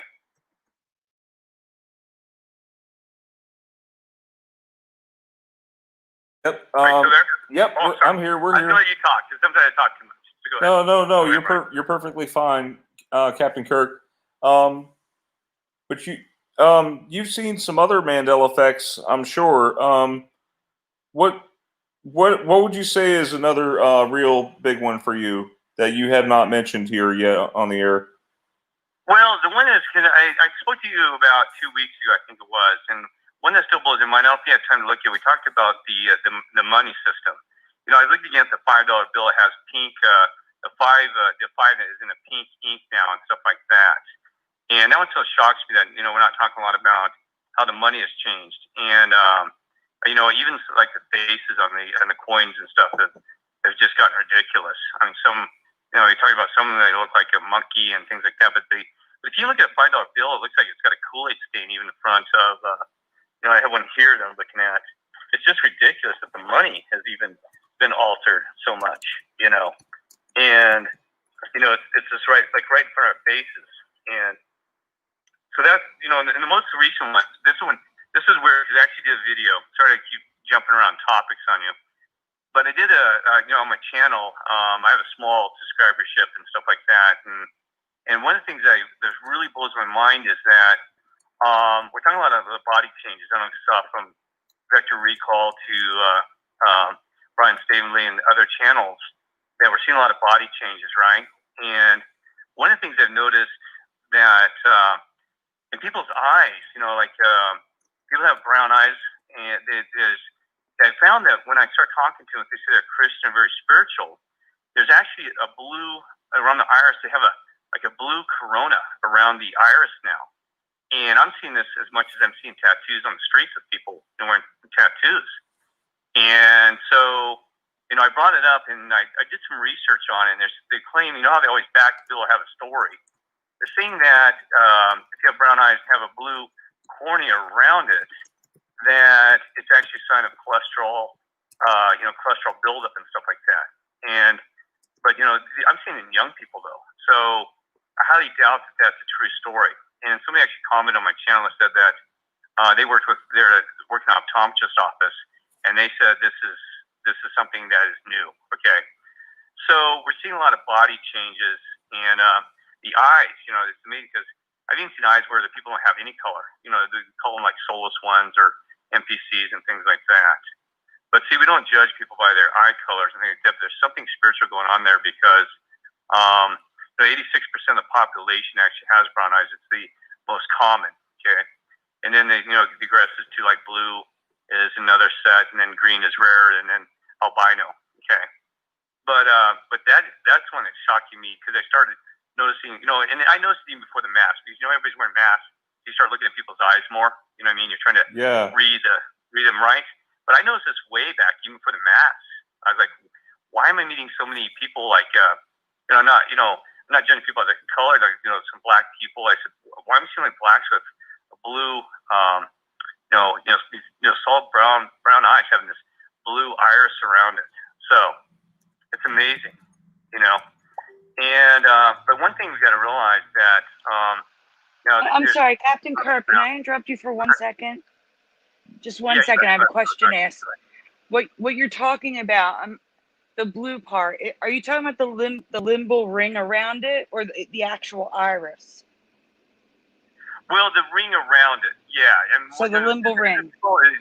Yeah, the limbal ring. The ring around. So you have a brown, the cornea, and then you have a ring around it. The ring around the eye is actually blue. I'm looking it up, so I've never seen it before. I'm sharing pictures with you guys right now. That I'm looking here. Blue rings around the brown eyes is pretty common, it seems. That's weird. Oh no. It's weird. Oh no. See, because I can tell you, I talk to people. I'm always, engaging with people, and this just really started coming strong about the last, I would say, 2 to 3 months. And now I'm saying, because everybody's wearing tattoos in this new reality, and I'm not judging if you have a tattoo, but that was one of the things I noticed in my reality. I said, my God, everybody has a tattoo in this world. What's happening? But anyway, it's that common now. If I go to, even Hispanics, or anybody of African American descent, I'm noticing this in their eyes. And I'll be honest with you, I find it tend to be that they have a Christian slant or are very spiritual. So I don't know if that's a sign. They say the eyes are the windows to the soul. Like I said, we don't judge people by their eyes or their appearance and things like that. But there's something here going on. Because like even movies like. I'm sorry to interrupt again. I don't know if it's a man's excuse. I don't know if it's a man's excuse or if I don't know what this is, but they're saying that it could be from corneal arcus. Brian, I'm going to send you some pictures, and I want Captain Kirk to look at the screen and see if this is what he's talking about. I can look it up. Just tell me. I can look it up. Well, no, there's specific pictures I'm sending you with the eyes. That's why. Okay. So the top one is just blue, but the bottom ones they're calling corneal arcus, which is a form of cataracts. Oh wow. So I want him to see if this is what he's talking about. Yeah, let me just say I've seen this in dogs. Dogs that I don't know if it's the same thing. That's dogs why will have this blue around the eye, and usually they have glaucoma or cataracts related to that. And that's why I wanted you to pull it up so that way Captain Kirk can see it. Yeah, let me share the screen to see if it's the same thing or not.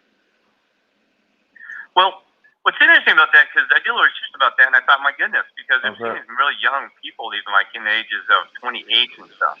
And that's I thought, boy, does that mean that everybody's getting corneal artery disease very early, or is this some kind of excuse they're making? Because, for example, I don't want to distract us. We're talking about they found new glands, in the throat now. They in the back of the throat. They're 1 inch. And even Brian Statement was like, what? You missed a 1 inch gland, and now you're saying that we've missed this for hundreds of years, thousands of years, been looking at the anatomy of the human body. You didn't see something that's 1 inch, 2 glands.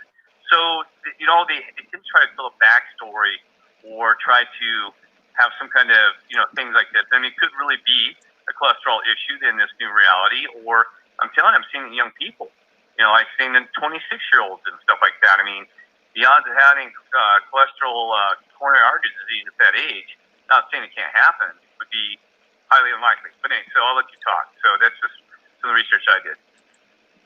Yeah, it does happen in younger people, but you're right. It is rare. It's rare to happen in younger people. But this can happen from contact lens use, like leaving contacts in your eyes too long. Oh, really? Even from contacts? So that could happen at any age. But I don't know if this is the same thing. That's why is this what you're talking about, or are you talking about something different?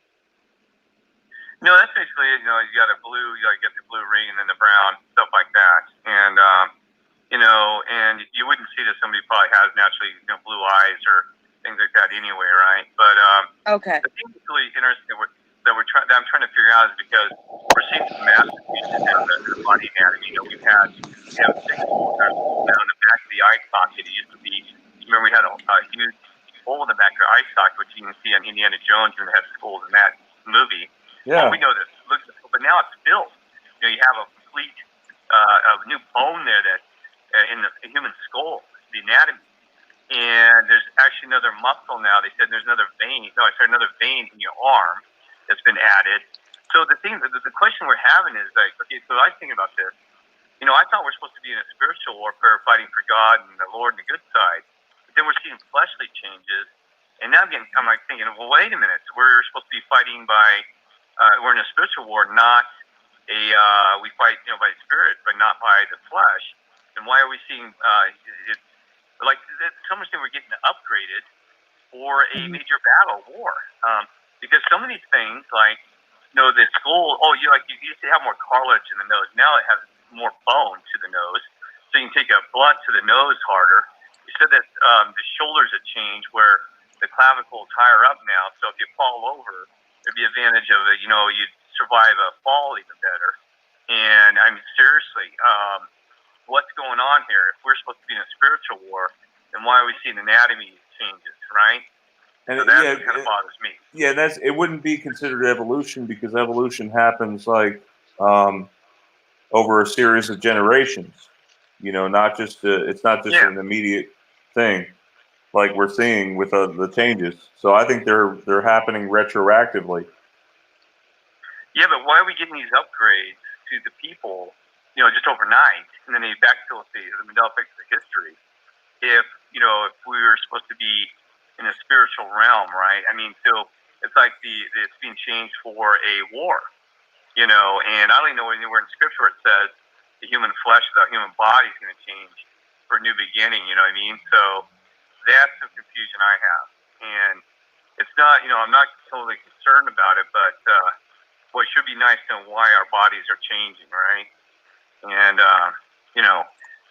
because like I said, we're supposed to fight by spirituality, not by the flesh. I keep repeating that just because that's what I've been told, and that's what we were taught to by Jesus Christ, even everybody, right? So I don't know. It's confusing. Oh, and one more thing too that I need to bring up, and Sure. I don't want to drag this out because you got other things to talk about before other people call in, but my old reality, this is a true story. I wonder if you can validate it. In my old reality, that the people with an African descent actually had an extra ligament in their leg. Did you not? And it was talked about a lot because even during the Olympics, they'd say, is that why some of these runners, if they're African descent, they could run faster than other people? And it was true. They actually, there was even a Smithsonian. Well, why they changed the name of the Smithsonian Institution now? Are you kidding me? Yeah, I know. That's a big one. Yeah. But you know what? I went to the Library of Congress. There's actually a photo. It's black and white. It's residue. It says Smithsonian Institute right on it. Anyway, so it's like, so there was a Smithsonian Institute magazine that they talked about this. They had a drawing of an African person. So I was wondering, anybody else remember their reality of African descent? And they said it might have been advantage when they were running in the jungles or something like that in Africa. Does anybody else have that? They said they're more of travelers. Does anybody remember that, or is this my reality? It's really hard to hear. What happened? What did you say about the travelers? No, I'm sorry. Okay, they said in the Smithsonian Institute magazine that the African descendant people had an extra ligament in their leg because they traveled more. They're more of what you call it nomads than we were. So because I'm telling you, my reality, they had an extra ligament, a small one in their legs, and explained it in the Smithsonian magazine, even about how they had this extra leg, this ligament. So I was wondering, that was something that I don't know. I can't find anything that exists anymore. So that was in my reality. And that was everybody talked about it. They said, well, that's why they run fast in the Olympics. They said it's an unfair advantage. And then, you know what I mean? It was a big debate in the Olympics. They'd say, well, if Africans spin, they had this black runner running faster than everybody because he had an extra ligament. See? So I was wondering, is that only my reality, or did anybody else have this? Because this is talked about all the time.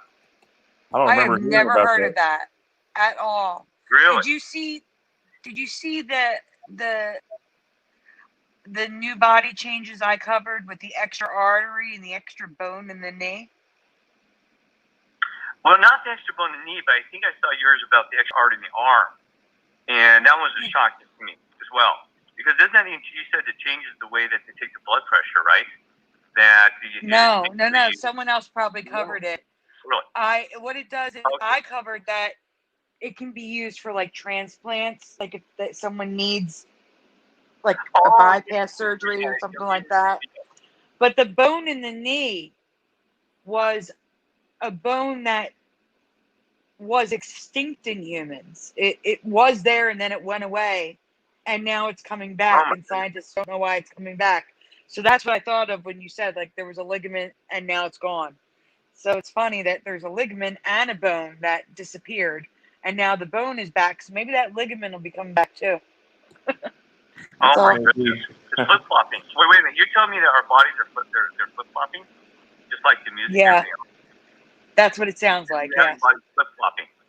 Well, okay. So what does that mean? Because then we have people who said there's a war in heavens, like here on earth, for new beginning, and that God and the angels are fighting on their side, and Satan and him are in tug of war, fighting over these flip flops. You know what I mean? So, and some people think that God's using us for defense. So, for Satan's attacks, for example, the kidneys have been moved up to higher in behind. They used to be lower in the rib cage, and now they're higher up. And also the liver is huge now. Oh my gosh! Yeah, it is. I don't know if oh yeah, huge for the toxins or the chemtrails, the garbage in the water. The livers are huge. So I don't know if God is trying to defend. You know what I mean? That's one of the theories that we're just trying to defend us by changing our bodies. But I don't know, right? And maybe you're right. Maybe you're right. Well, see, the thing is, if you look at angel pictures, which is interesting, somebody brought this up a year ago, that if you look at like statues and photos and paintings of angels, they have bigger wings now, and also it extends more from their neck. So even like in the spiritual thing, the symbol of angels has changed, where they're more like warriors versus being just like these nice floating angels, back in the day. So I started looking at that, and I thought, yeah, I could see this. I could see these, all the diagrams and photos, and but those are man's representation of what we think is, remember, we're not supposed to make symbols of heaven in any form. That'd probably include angels, right? But anyway, it has changed. Even the angel formations, like they're more warriors. Oh wow! I can see that. Yeah. I can see that. Jinx, you owe me a Coke, Sandy. What? Yeah, Jinx. Yeah. I said, Jinx, you owe me a Coke.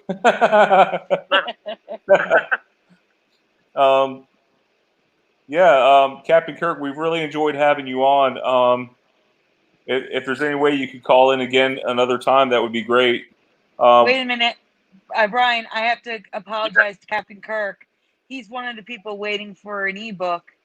I had issues accessing the books. I've been talking about it.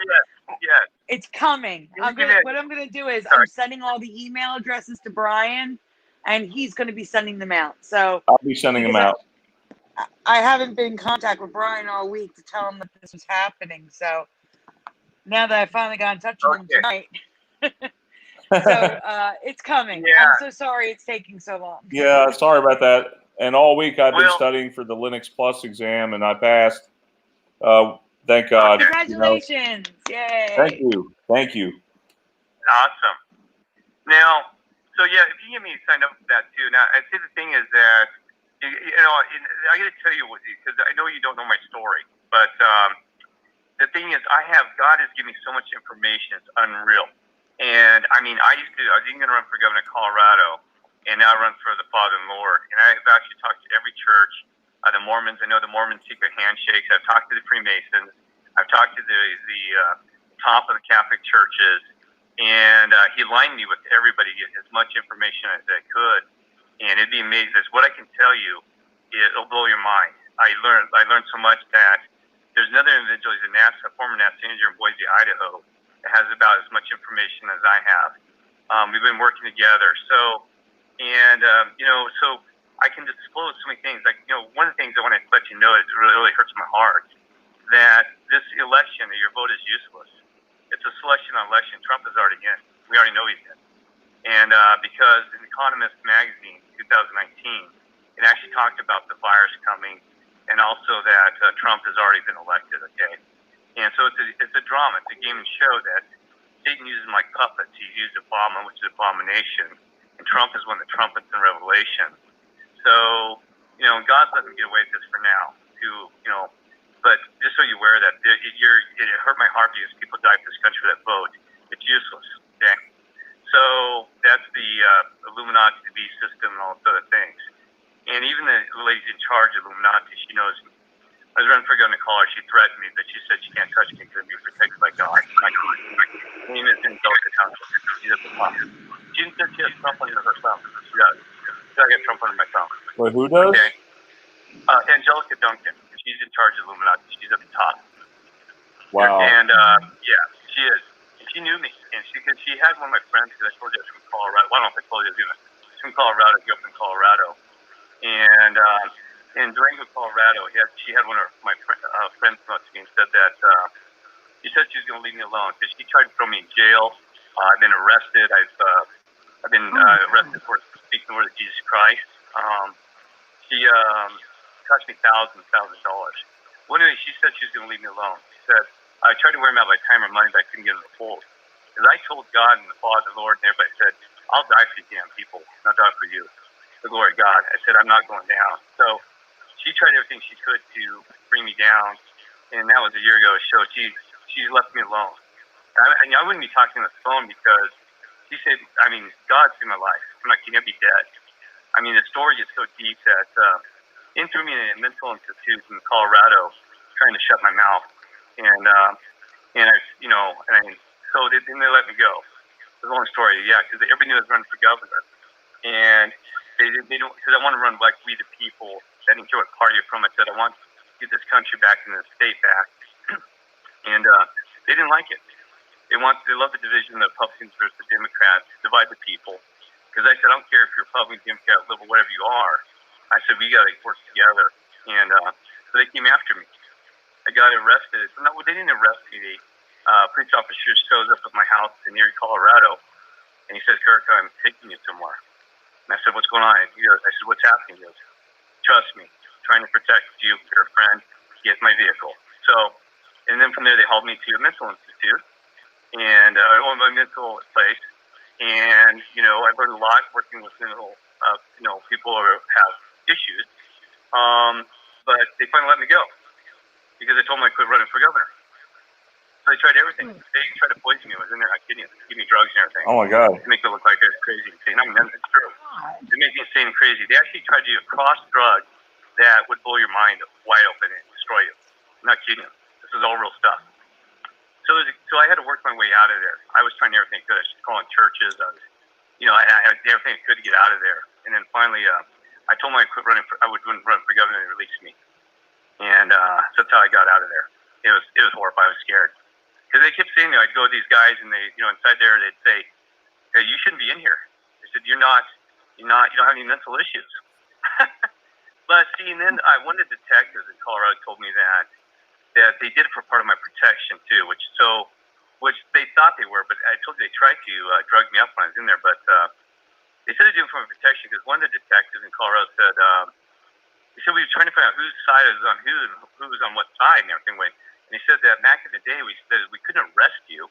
If we arrested you, we'd have to have some kind of probable cause, and we couldn't do that. And they said that, so it was the best way to try to protect you by putting you in a mental institute because that's what they used to do in Russia. Apparently, they had a political somebody who's politically and on the rise or something that they protect them. They put them in a mental establishment to keep them under guard. And there was detectives running around all outside, by the way, the entire time I was there. There's police officers and everything scouring around the place. Okay, and it's crazy, and that's why I decided. When I got out there, I told everybody, because everybody knew I was running for governor in Colorado, thousands of native there. And I said, I'm not running for governor. And the police officer says, yeah, Kirk, you might want to focus on friends and family. Don't run for governor. Because I even had a guy named Alan Bishop who was going to be my tenant. And he told me, he warned me, he said, Kirk, he said, number one, you don't have the money. And I said, well, I can solve it because people back me anyway. I said, I got, the PBS stations. I said, they all know me. And he said, well, he goes, you don't have the power. He said, Illuminati's going to shut you down. And he actually sold drones to the Air Force for millions of dollars. He's a multimillionaire. His name was Alan Bishop. And he was just running for mayor seat in Lafayette, Colorado. And he said, bud, you ain't going to make it. He said, they'll come after you like you've never seen. Oh, my goodness, he was right. They will shut you down. So, oh, man. But it's okay, because Mary God and Lord are real, okay? And so that's why the Lord came along and said, you got something better for you to do, Kirk. You run for me and you run for God. And so yeah, there's so much I can tell you that, and I don't want to talk about my personal story. No, that's fine. That is fine, Captain Kirk. I mean, because this is really like almost bringing tears to my eyes right here. This is like a real testimony, that you have. Well, you ought to hear. Well, it's a true testimony because you got to realize that you didn't believe my story. I lost over $3 million in houses in Colorado. I used to be a software engineer, as top in the nation. I worked for SAP, which started in Microsoft. I lost everything, but it's okay because I was saved in the process because I didn't know the Lord was real, didn't know God was real. But my story is it's amazing. I mean, I was literally destroyed. I couldn't open up bank accounts. Satan would come along and shut down every bank account and try to start new companies and try to start software companies and trying to rebuild. And I have 4 children in Colorado that I haven't seen in 3 years, and it breaks my heart. It hurts. Can you imagine me taken away from your children because the courts even gave my former wife 100% custody of my children, and she played for Janet James because it hurts my heart. She became so evil and satanic during this situation. They said I married Satan, and she just is awful. But it's okay because God said I had to remove you from her, and also that I said I love her for what she did to me because she saved me. She saved me. I was making money. I was doing great things, and I was always a good guy. But I didn't know God and Lord ruling. And my former wife, boy, she took my houses. I lost $4 million, and the only thing that hurts is I lost my children in the process. A Judge Bakke in Boulder, Colorado, and we don't insult her, but she's a lesbian judge, gave her 100% custody and all my 2 houses, worth $1 million apiece, and ended up living with my mother. And my mother took me in because I told the judge, I said, I'm going to be working behind a garbage can almost on the street. I said, if you give her everything, I have nothing. And she slammed her mouth. She says, I don't give a crap. Get out in my courtroom. And I'm not kidding you. So my mother, she's like, God, my mother, Linda James, she's in there in Colorado still. She said, well, Kirk, you have nowhere to live. You come live with me. So, and here's the thing is, I've been traveling the nation. I've been on the road for over a year now. And God's shown me some amazing things. I've met amazing people around the world. I've even met Kirk Cameron from Growing Pains. And he's a great guy. But anyway, I've been on this journey, God and Lord. So I'm basically still homeless. I live in my suburban. I've worked at a resort in Sedona. I don't know if you know Sedona, Arizona. That's where I'm near now. And Mel Gibson's there that played Mad Max about 2 weeks ago. And he looks like garbage. We don't judge him. He's been drinking and he's lost a lot of weight and not very healthy. So that'll tell you that money will not buy you happiness. No. Happiness comes with God and the Lord. But anyway, so I'm going to be ramble about my personal story. No, you're right. You're absolutely right. One thing I'm going to tell you, too, is I've been shot, kicked, and punched and beaten on the streets. And had swords taken after me. And God saved my life every time. I'm not kidding you. He sent me to New York City even to Amen. To learn. And it's been horrible. It's been horrible. I went to Vegas even in July, and I helped some street evangelists there. And we were told, F off you and this, and I had money stolen from me, lost my cell phone, and it was a nightmare. But the world is dark, and we got to be light in this world. Okay? Yeah, we all know that like Satan rules here, unfortunately. Satan rules here. Correct. And Well, go ahead. the thing I didn't realize, Satan is he's threatened to kill me 10 times. You, my daughter, Krista, that's one of the I told my 4 children, you can't touch it if you stay with the Father and Lord. I'm not kidding. He's threatened to kill me 10 times. So I'm gonna kill you, Kurt. Ian called me in Colorado. I got this cell phone. I got a call one time. It said 66666 like that. I said, "You're kidding me." I answered the phone and said, "Hi, Satan. Kind of busy. Bye." I hung up on him. I hung up on him, and it pissed him off. I'm not kidding you. So yeah, and I was going around Colorado telling people. I said, "Look, Satan called me," and their faces are dropped. I said, "It says 666 on my phone log," and they're like, "Oh, you got to be kidding me." And yeah, and they're like, "You got to be kidding me." And he actually used to send naked photos of ladies from the like all over Colorado. I mean, I get on my cell phone, I get this naked photo of this lady saying, "Hey, I'm demonically possessed. Will you marry me so save me?" With her legs spread, and I'm like, "Satan, you'd stop and quit sending your demonically possessed lady." So I'm sure he threw everything at me, every temptation he could. And but remember, he can't touch you. He can't. He can only tempt you to try to scare you. You know, it's like the Amen. beast, you know, the mask. He's trying to scare these people with the mask because once they have, even the CIA knows that if you make people fear long enough, that they have control with you in a month. And Satan knows this. So he's trying to make the fear. And that's the thing I want to make sure everybody understands. You should never fear. Fear is control. Okay, do not fear. You know, God's got your back. You are fine. And if it's your time, it's your time. You know, we cannot be coward Christians in this, okay? So, you know, we don't tempt God. We don't go out there and do stupid things, but you know, take off the mask. It's one of the markers of the beast. And don't take the vaccine shot. I mean, the patent on it right now is like WD or WO 060606. I mean, wake up. So, you know, Well, I have to say, some like in my area, because I live in a major city, you are not allowed to go into stores without them. Like you're not allowed in there by order of the government. Well, and that's the problem is because these people don't understand that you know you can't, you'll never live if you live under constant fear, and that's what Satan loves is control now. And also, what the thing that the Father taught me, there's a thing called fear system programming (TV). I'll explain this to you. And guilt. It's called a matrix. It's called fear system programming, guilt, and attachment matrix. Now, so Satan can create fear in you like this. So you're going to die of virus, right? You know, to wear the mask, okay? Then there's the guilt matrix that he throws on you. So, you know, why aren't you wearing your mask? Do you not care about anybody else? These people look at you. How can you dare you walk around, not wear a mask, and you're going to make everybody sick? See, that's called the guilt matrix. Make you have a false guilt, okay?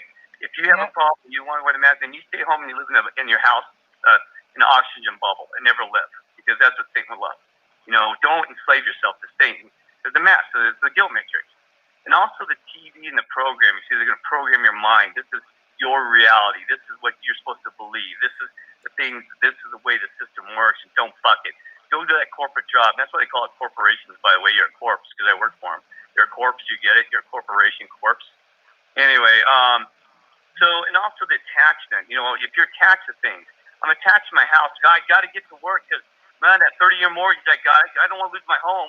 I got the 30-year mortgage, and oh my God, I don't want to lose my vehicle, my cars, and this and that. See? So Satan also uses attachments, and that's why they have the 30-year mortgage. So if you're attached to things, that's why even Jesus said, you got to willing to let go of those things, move on. And sometimes it can be people. You're attached to certain things they have, but they're destroying your life. You got to let go of that. You got to detach yourself from those things. So that's why, you know, I call it the fear, the guilt, and the system programming and attachment matrix. You got to let go of those things, because it's the only way you're going to live, you know, with the Father and also with the Lord's ways. Yep, right? and Jesus is the truth, and the truth shall. And what did they say about the truth? The truth shall set you free. Exactly. Right.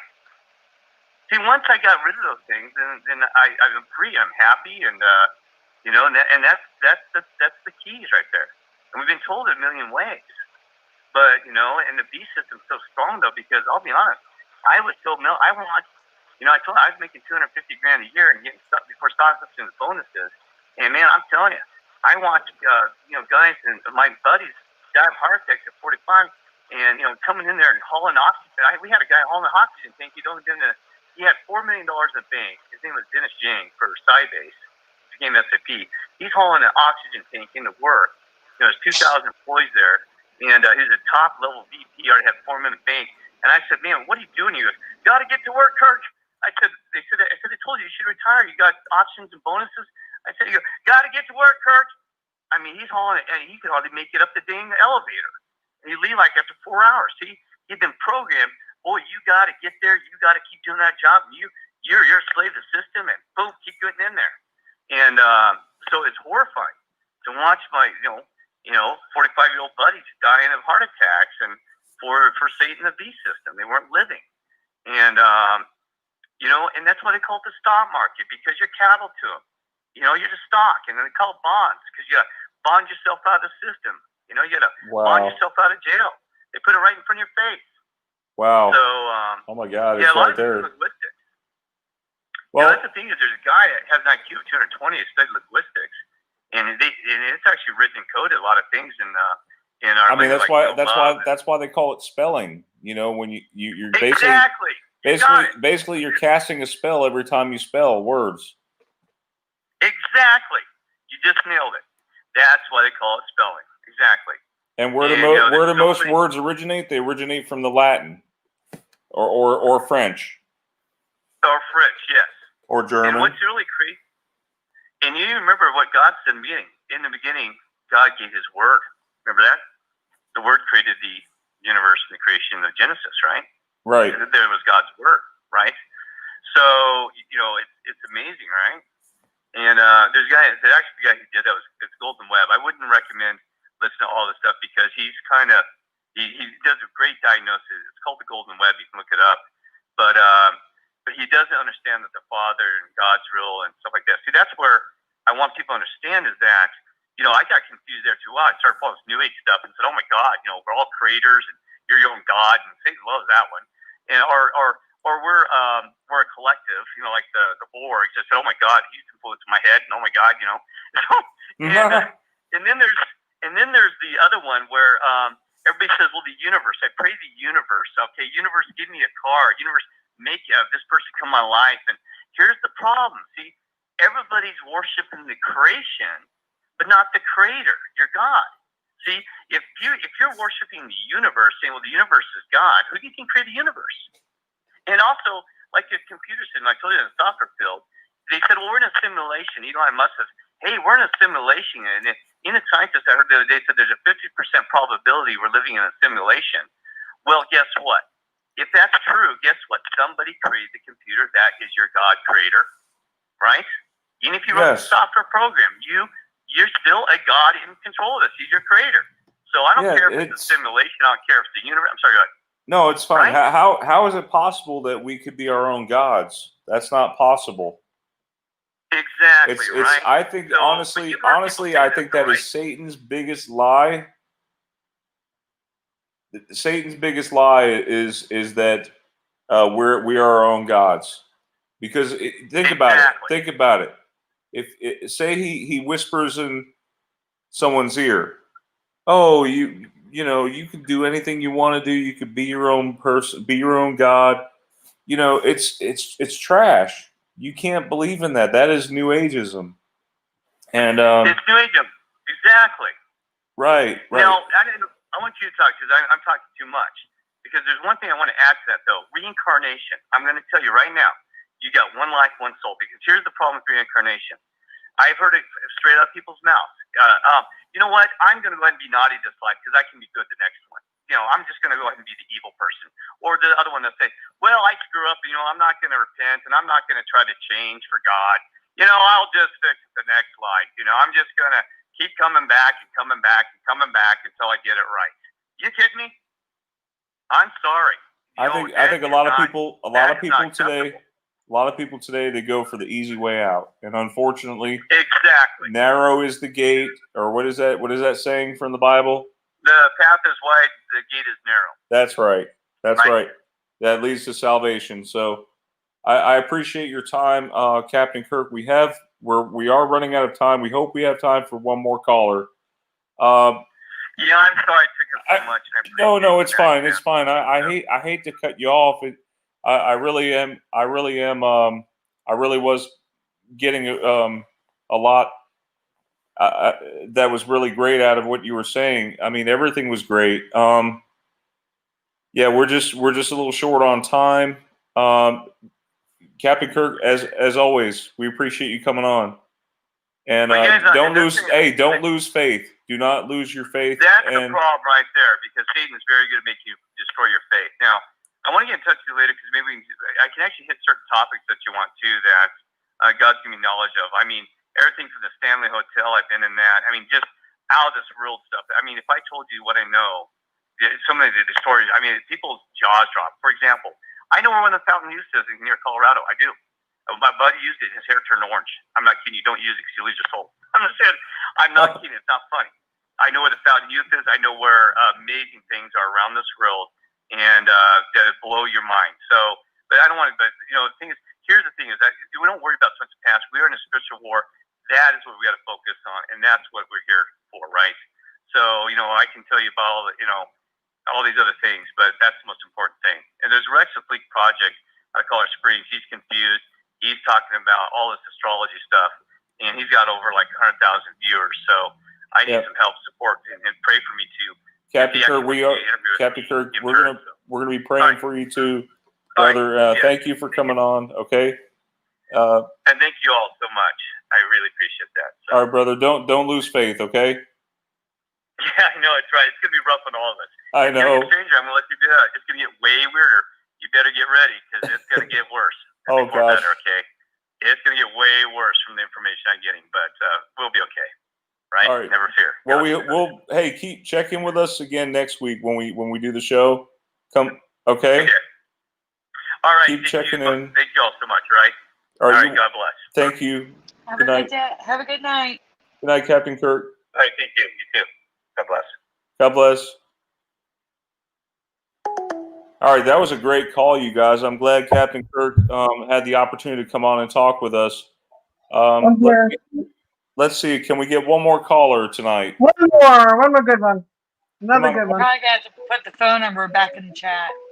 Oh, we got another caller. Hang on. Trying to get in. Hey, caller, you're on the air. Hello. Welcome to the show. Maximova again. I'm sorry. This is Svetlana Maximova. I called you last week on there. Oh, hey. Hello. Oh, wow. It's good to hear from you again. What did you think about your mom doing? How is your mother doing? Well, I agree. I actually haven't heard all of it. I just heard the last part of it when she was talking about existence of God, and I totally agree with it. Someone created us, and the only thing probably the God is not here, and we do have to connect to ourselves in order to reach the God, because God is absolute, and absolute means perfect, and this world is far away from perfect. Otherwise, we wouldn't be suffering so much. But I do agree about people who are saying that they can repeat this experience and they can get better after reincarnation. That's not how it works. If you lose yourself, you can lose yourself forever. That is true. And plus, if you consider time is not real, it's just an illusion. That means every reincarnation is pretty much all happening at the same time. You're just splitting yourself, your spirit, your essence on more pieces, and trying to play those pieces from different perspectives, which is sort of crazy.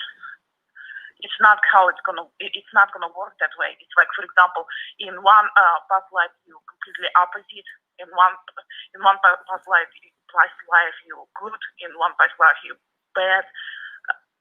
It's not gonna work that way. It's just you're gonna spread out yourself to so many pieces, totally opposite yourself, and you're gonna rip yourself apart. That's what happened to a lot of spirits here. They simply made this mistake and I was listening. themselves. Yeah, I was listening to this. It's funny you mentioned, and the last caller mentioned reincarnation.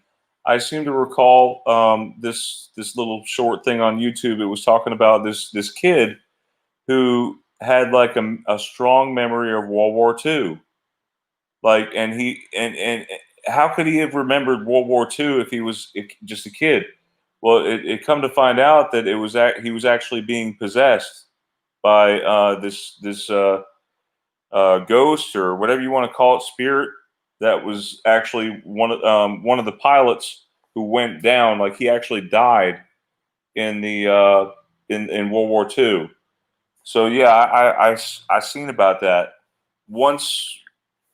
I'm trying to remember what was the name of the kid. But yeah, it wasn't reincarnation. Reincarnation is a lie. I do not believe that, John. See, possession is real and reincarnation is also real. Both of those things are existing here. The way to get into reincarnation, if you research past life regression, it's thousands and thousands and thousands. Right now, it's probably millions of samples where these people in a very deep state of hypnosis remember themselves living lives before this one. And it's so vivid, and it's still them, and they're really, really experiencing that. And I also myself had this past life regression hypnosis. I do not have past lives here, but I did remember myself before the birth into human body. I was simply light, like abnormal light. And to get to this place, I actually I was falling. I was literally falling from the light. I was like magnetized to this place. And the next thing I remember, after being light and after being doing certain movements, like I call it light dance, because it was very very difficult geometrical light dance. It's repeating patterns, but it's sort of like creation of hologram. That's how it felt like. And I also remember falling. And the next thing, I was in a baby body, and I felt this complete disparity and hopelessness, and I couldn't move, and people around me did not speak telepathy, so they could not understand what I was trying to tell them. It was, and after that I was crying and crying and crying, and I wanted to go home, and it was continuing until I actually remember myself. I wanted to go home when I was 1 year and three months, because this realm is so difficult for us. Like, your real spiritual form, who you really are, should not be experiencing what we're experiencing here. You know, that's why, like in the Bible, before Eve and Adam fell of grace, that's how it should be. Before that, the death happening, before all of that nastiness happening, we shouldn't be experiencing this kind of difficulties what we're experiencing here.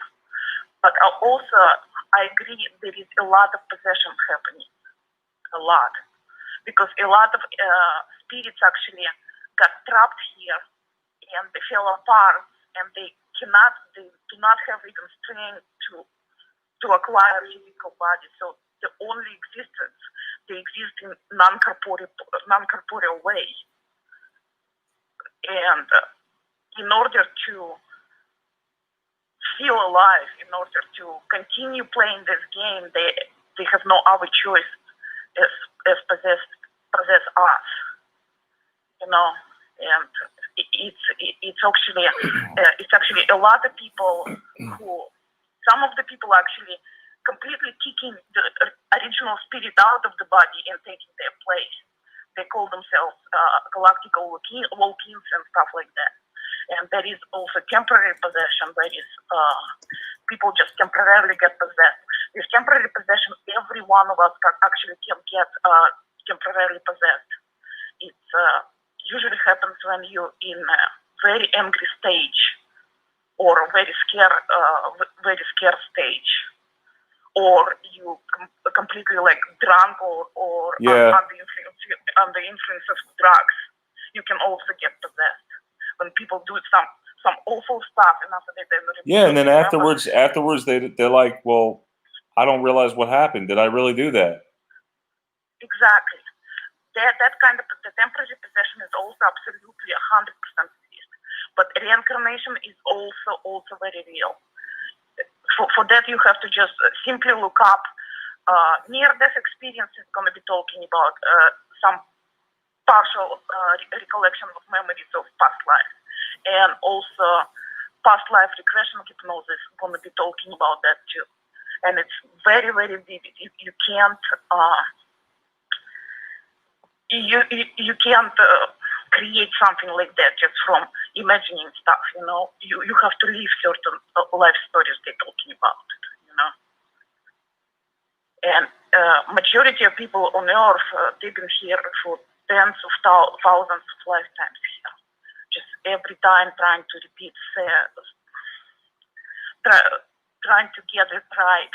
But I was just thinking about that, trying to get it right. I don't know. I mean, it's not in the Bible. I don't know about reincarnation. You don't have to go by the Bible always, because Bible is, I would say, 10% is complete and utter truth. 90% is already a lie. Just a change from the lion and the lamb, showing it some of the stuff is not true, because the complete and utter truth will not change. So some stuff is just like been manipulated and changed so many times. So you have to get your spirit and feel the truth. Just literally feel it with 6 cents, like 7 cents, 10 cents. Just stuff behind just mental.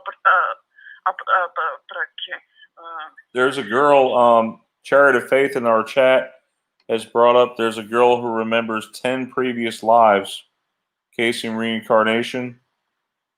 Wow, how do you remember 10 previous lives? That's amazing. Very possible, very possible. Because it's, I would say, probably millions of examples where you can actually, people go to the deep state of hypnosis, get connected to their own spirit, and able to retrieve those memories of past life. It's very, very real. And hypnosis is just like when you literally reach that state where you smarter, like IQ over here, majority of us like 120 or a little bit higher. But when you're in state with hypnosis, you actually know a lot more. Like some people able to speak foreign languages and stuff like that. Where do you think that coming from? It's also reincarnation is used here a lot. That's the recycling of the souls, pretty much. And also people who have near-death experiences like I do, when you're actually separating from your body and you're actually able to see all those non-corporeal entities, the spirits who can never leave this place, the dead spirits. Some of them present themselves like smart serpents. Some of them looks like a clowns. Some of them looks like a spiders. Some of them looks like a jokers. Some of them looks like a mandalas. And you can actually communicate with them. And they're sentient beings. They can think, they can feel. They used to be us also, but they're the ones who actually lost themselves in this realm, and they can never return back home. And what they're trying to do, like when you're talking to them, their only goal is actually to keep you here. They're convincing you, like, they're dividing by two things. One of them, some of them trying to scare you and trying to guilt you in. It's like, oh, remember how your life been here. Remember you've been seeing this way, and they actually have a complete recorded history of your lifetime here. It's like everything that you're experiencing here, they're actually following. And they're outside of time, so they know who you are. So to put you in a situation of guilt and fear is very, very easy for them.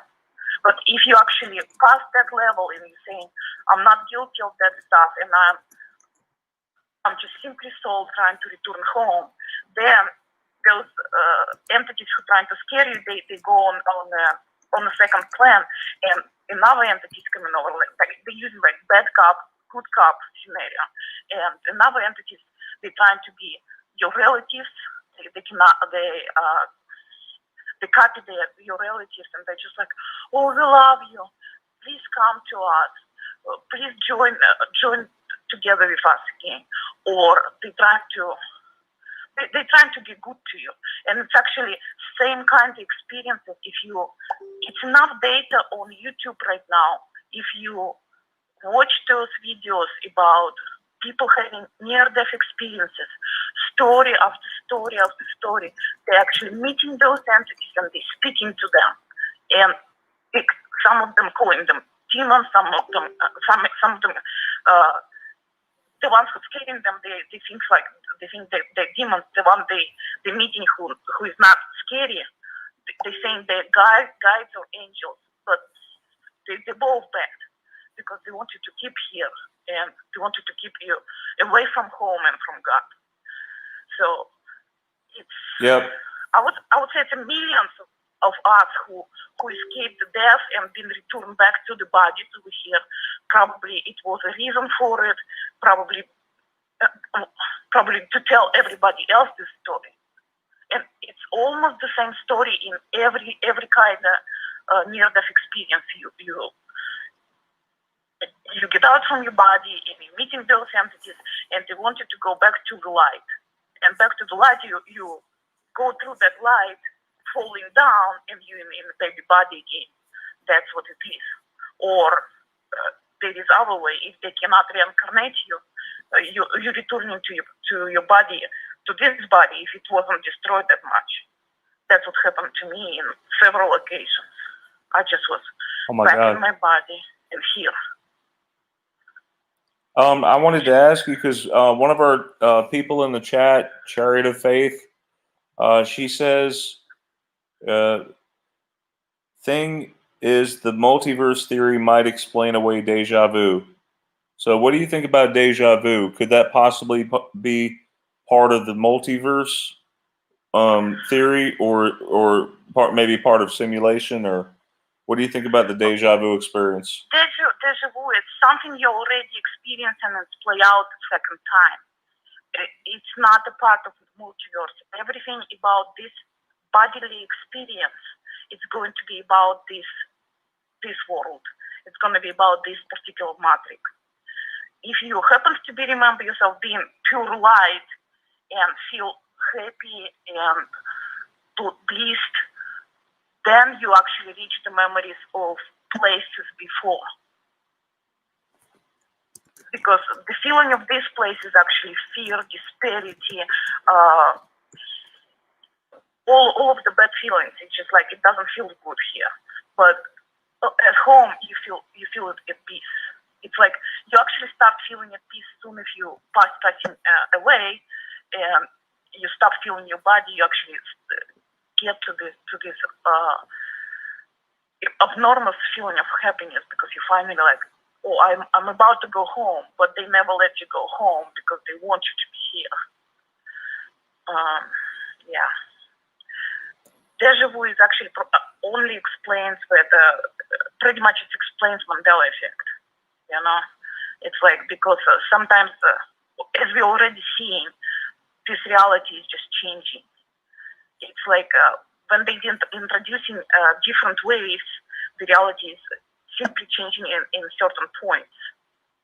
And sometimes they do reruns, like they trying out one scenario and it didn't work out well. They just rerun the same scenario with a little bit different things introduced to it. Then you actually experience deja vu.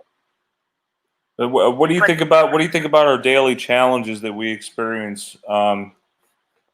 You know, I believe that God only hands us God gives us what we can handle, is what I believe in.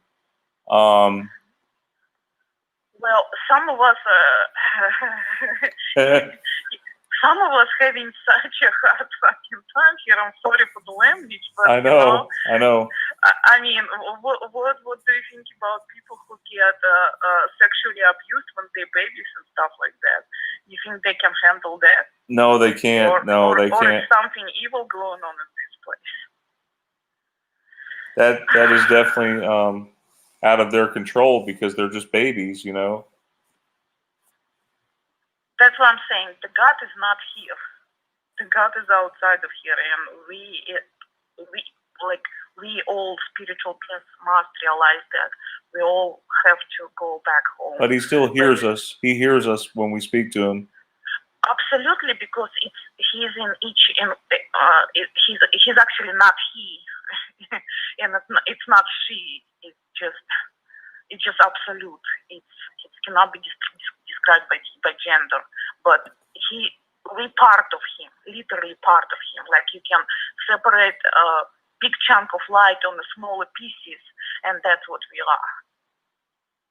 And we always connected until we become opposite of this light, and that's the only goal over here, not to become opposite of that light, because this way you're gonna be destroyed by that light.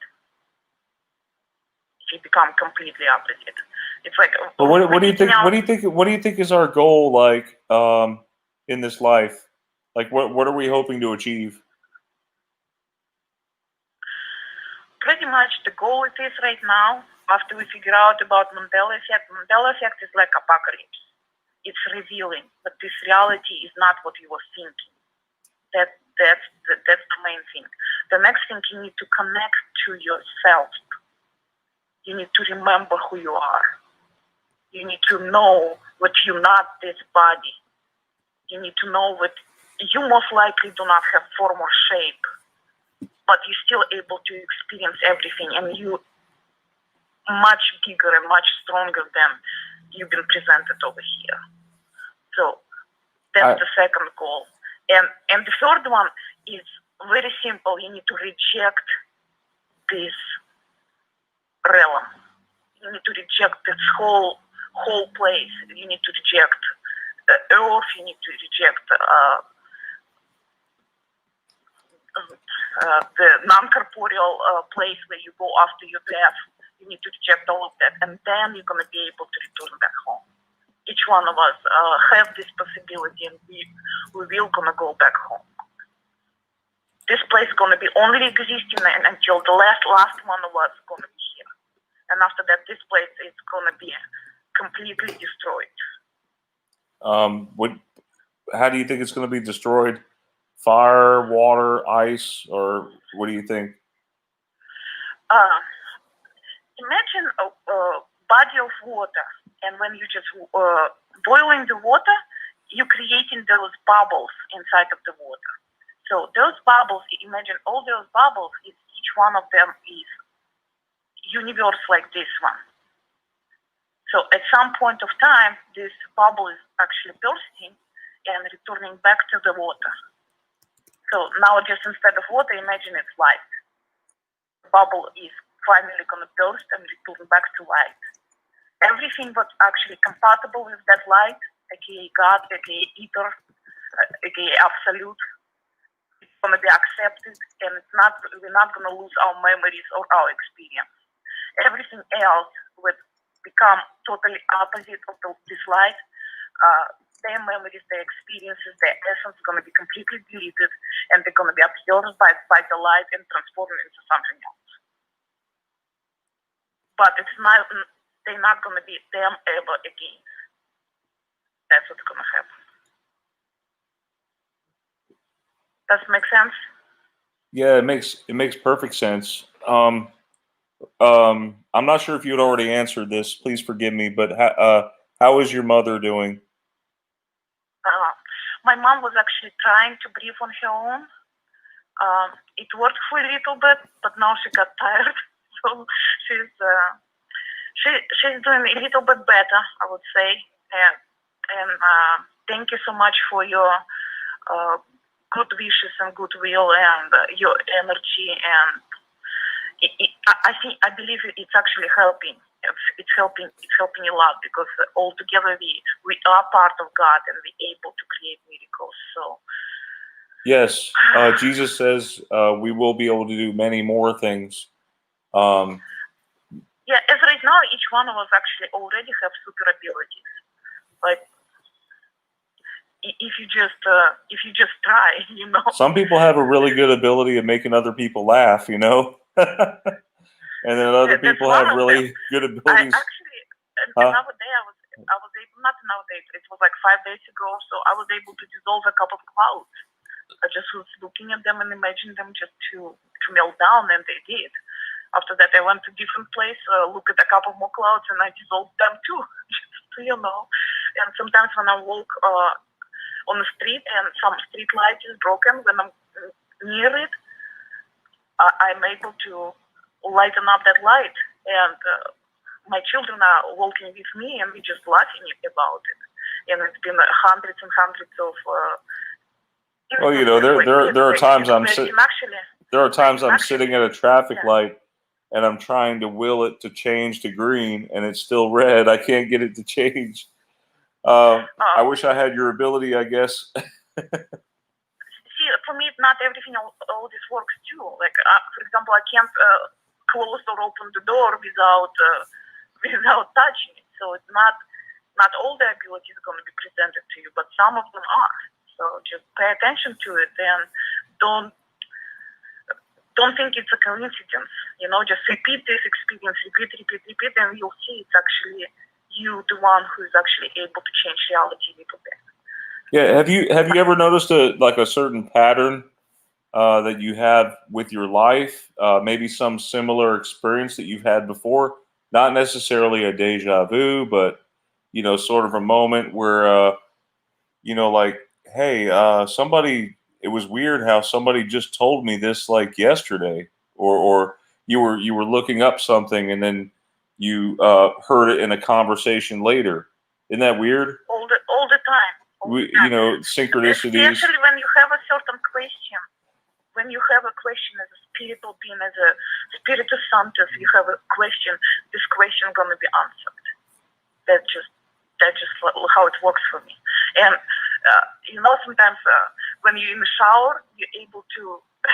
when you're in a body of water, you're able to actually connect to your own self much better, and you get to those discoveries much quicker. It's a little bit easier. Maybe that's why we sound better to ourselves in the shower. I don't know. Yeah, and that too. Yeah. It's just like little things. Just keep discovering yourself, guys, because we're supposed to be limitless and immortal and wonderful and almost perfect. Well, not completely perfect, but almost perfect. Yes, we'll never be perfect, you know, but we'll be, you know, excellence. You know, that's what we should really strive for: excellence, not perfection. We also have to remember we actually all came from that excellence. We were already perfect. We were already immortal and limitless. We just fell down with it for a little bit, figured out what this place is about, and going back home. That's what it is. Yeah, God said don't eat from the fruit, and we did. Well, some of us was not even our choice, you know. Some of us just was jumping in just to save our friends. that's how a lot of us actually ended up here, because we all connected on outside, and we were thinking, oh well, everywhere else it's pretty much easy and effortless, and this one happens to be the most difficult. If you call it a game, it was most difficult game. It was most scariest movie I ever watched. It's just like you can't compare to with anything. That is just like it's topped out everything by amount of horror been done here to the spiritual beings. Well, it is getting kind of late. I don't know where you're located, but I mean, like, what time zone you're in? California. Oh, California! Yeah. Wow. Yeah. You Florida, right? Man, I wish I had your time zone. You do. I'm in Philly. Well, yeah. So you're actually talking to all four of us here in this chat. You know, we're in 3 different time zones, so it is really nice that we were able to get together tonight. And I'm glad that you were able to come on and tell us about your mother, and so that's prayer in action. I'm glad that everything is working out with you. Like as right now, you don't have to agree with everything I'm saying. You just feel with yourself, like everything what resonates with you, everything that gives you chills. It's like your own spirit is able to speak to you through your glands. Like when you're experiencing certain chills, when it's like, oh my God, that's what it is. Like when very, very strong passages from the Bible coming through, you actually feel it. That is your own spirit is actually telling you, producing a lot of DMT in your body. That's why you're producing these chills. So you're connecting through your own glands to your spirit. So pay attention to that stuff. It's very, very important. When it's something gives you chill, when you have this moment when it's like in solar plexus, something is just like, oh my God, it's this tickling feeling in the solar plexus. Pay attention to that. It's very, very, very important. Yeah, I read something earlier today about butterflies in the stomach. It actually is a sign. You know, when you are happy with somebody or whatever, you get butterflies in your stomach, or just before you. I get butterflies in my stomach every time I do a show. In the very beginning, I'm not sure what we're going to be talking about, but we always have a good show, and I'm glad, you know, that everybody was able to come on here tonight. So yeah, butterflies in the stomach is like an anxiety thing, but it can also be quite protective of you. So yes, very protective. Yes, you're right. So many times when you remember almost getting in a car accident, how you've been pulled out and didn't get in the accident. Those butterflies in the stomach, like, and you instantly changing the scenario. That connection to your Holy Spirit, to the Spiritus Sanctus, is very, very important. That's what's going to pull you out of here. No, I do believe in that. I don't necessarily believe in the collective consciousness, but there is this. There is this sort of a. I guess you could say it's the Holy Spirit that I could see. This universe. It's kind of like a universal. I have my personal spirit, but all our personal spirits is actually connected into the one. So it's both, I would say. That's why when you're feeling this connection in the beginning of the show, you're actually connecting to everybody else who is going to be on the show at the same time. And your spirit already can see. It's operating outside of time, so it's already know outcome of every transmission you're having. So it's already feeling it, and it's very, very, very important to have this connection to your spirit. Very important.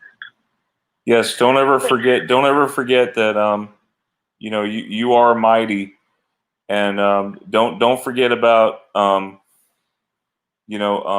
ever forget the Lord Jesus, and make sure that you give thanks every day for things. I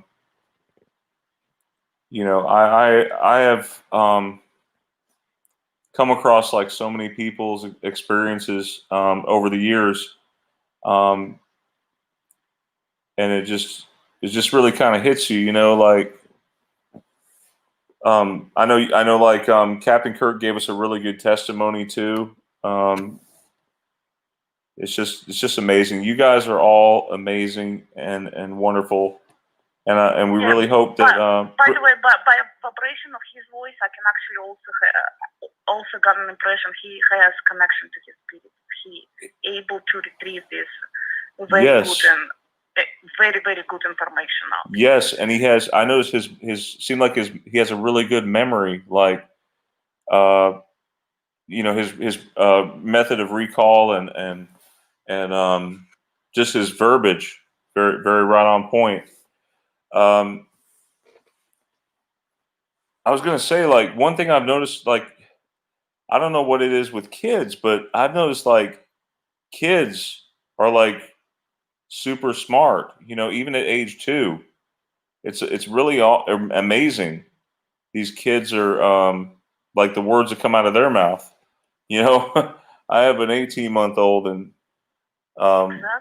yep, and there's some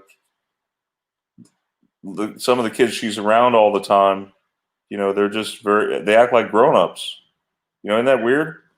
Because there is no age to the spirit. Just because he's 2 years old, he's exactly like you. Yeah, they're only limited by their present vocabulary. Before the age 2, you're actually able to speak telepathy, and you're really upset with adults who cannot understand you. Just remember yourself at that age too. It's like you at that age you are close to perfect. That's what we have to do. Yes, and then we have again, not every child has pure spirit, so you have to remember that too. Because some people who possess bodies, they already rotten. So, I believe there's these angry spirits or whatever. They thrive on negative energy and anxiety, fear. They thrive on that. That's what I believe. So try to keep yourself free of that if you can, and try to be optimistic. About the bad children, it's usually the children from a certain bloodline. It's like the bloodlines is connected. It's like the spirit who already fell. It's gonna connect to approximately same DNA line to get reincarnated. That's simple as that. Wow. Not every child is pure. That's what I'm trying to. No, not every child. So it affects more so like certain children with certain bloodlines. I have heard about that where there are certain behavior traits just simply with your blood, so yeah, I could believe in that.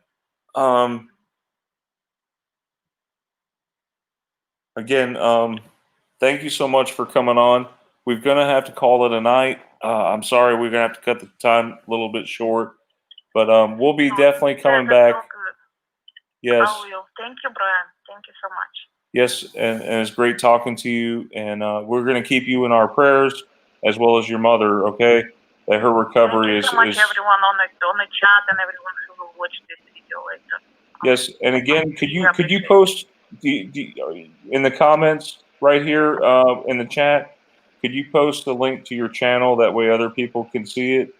Okay, I'll just comment on the comments after we're done. And my name is Svetlana Maximova, and my channel is also Svetlana Maximova. So people are going to be able to find it. Yes, thank you, Svetlana, and you have a good night, okay? And good night, everyone, and God bless, okay? Good night. Good night, guys. Good night. Good night, everyone.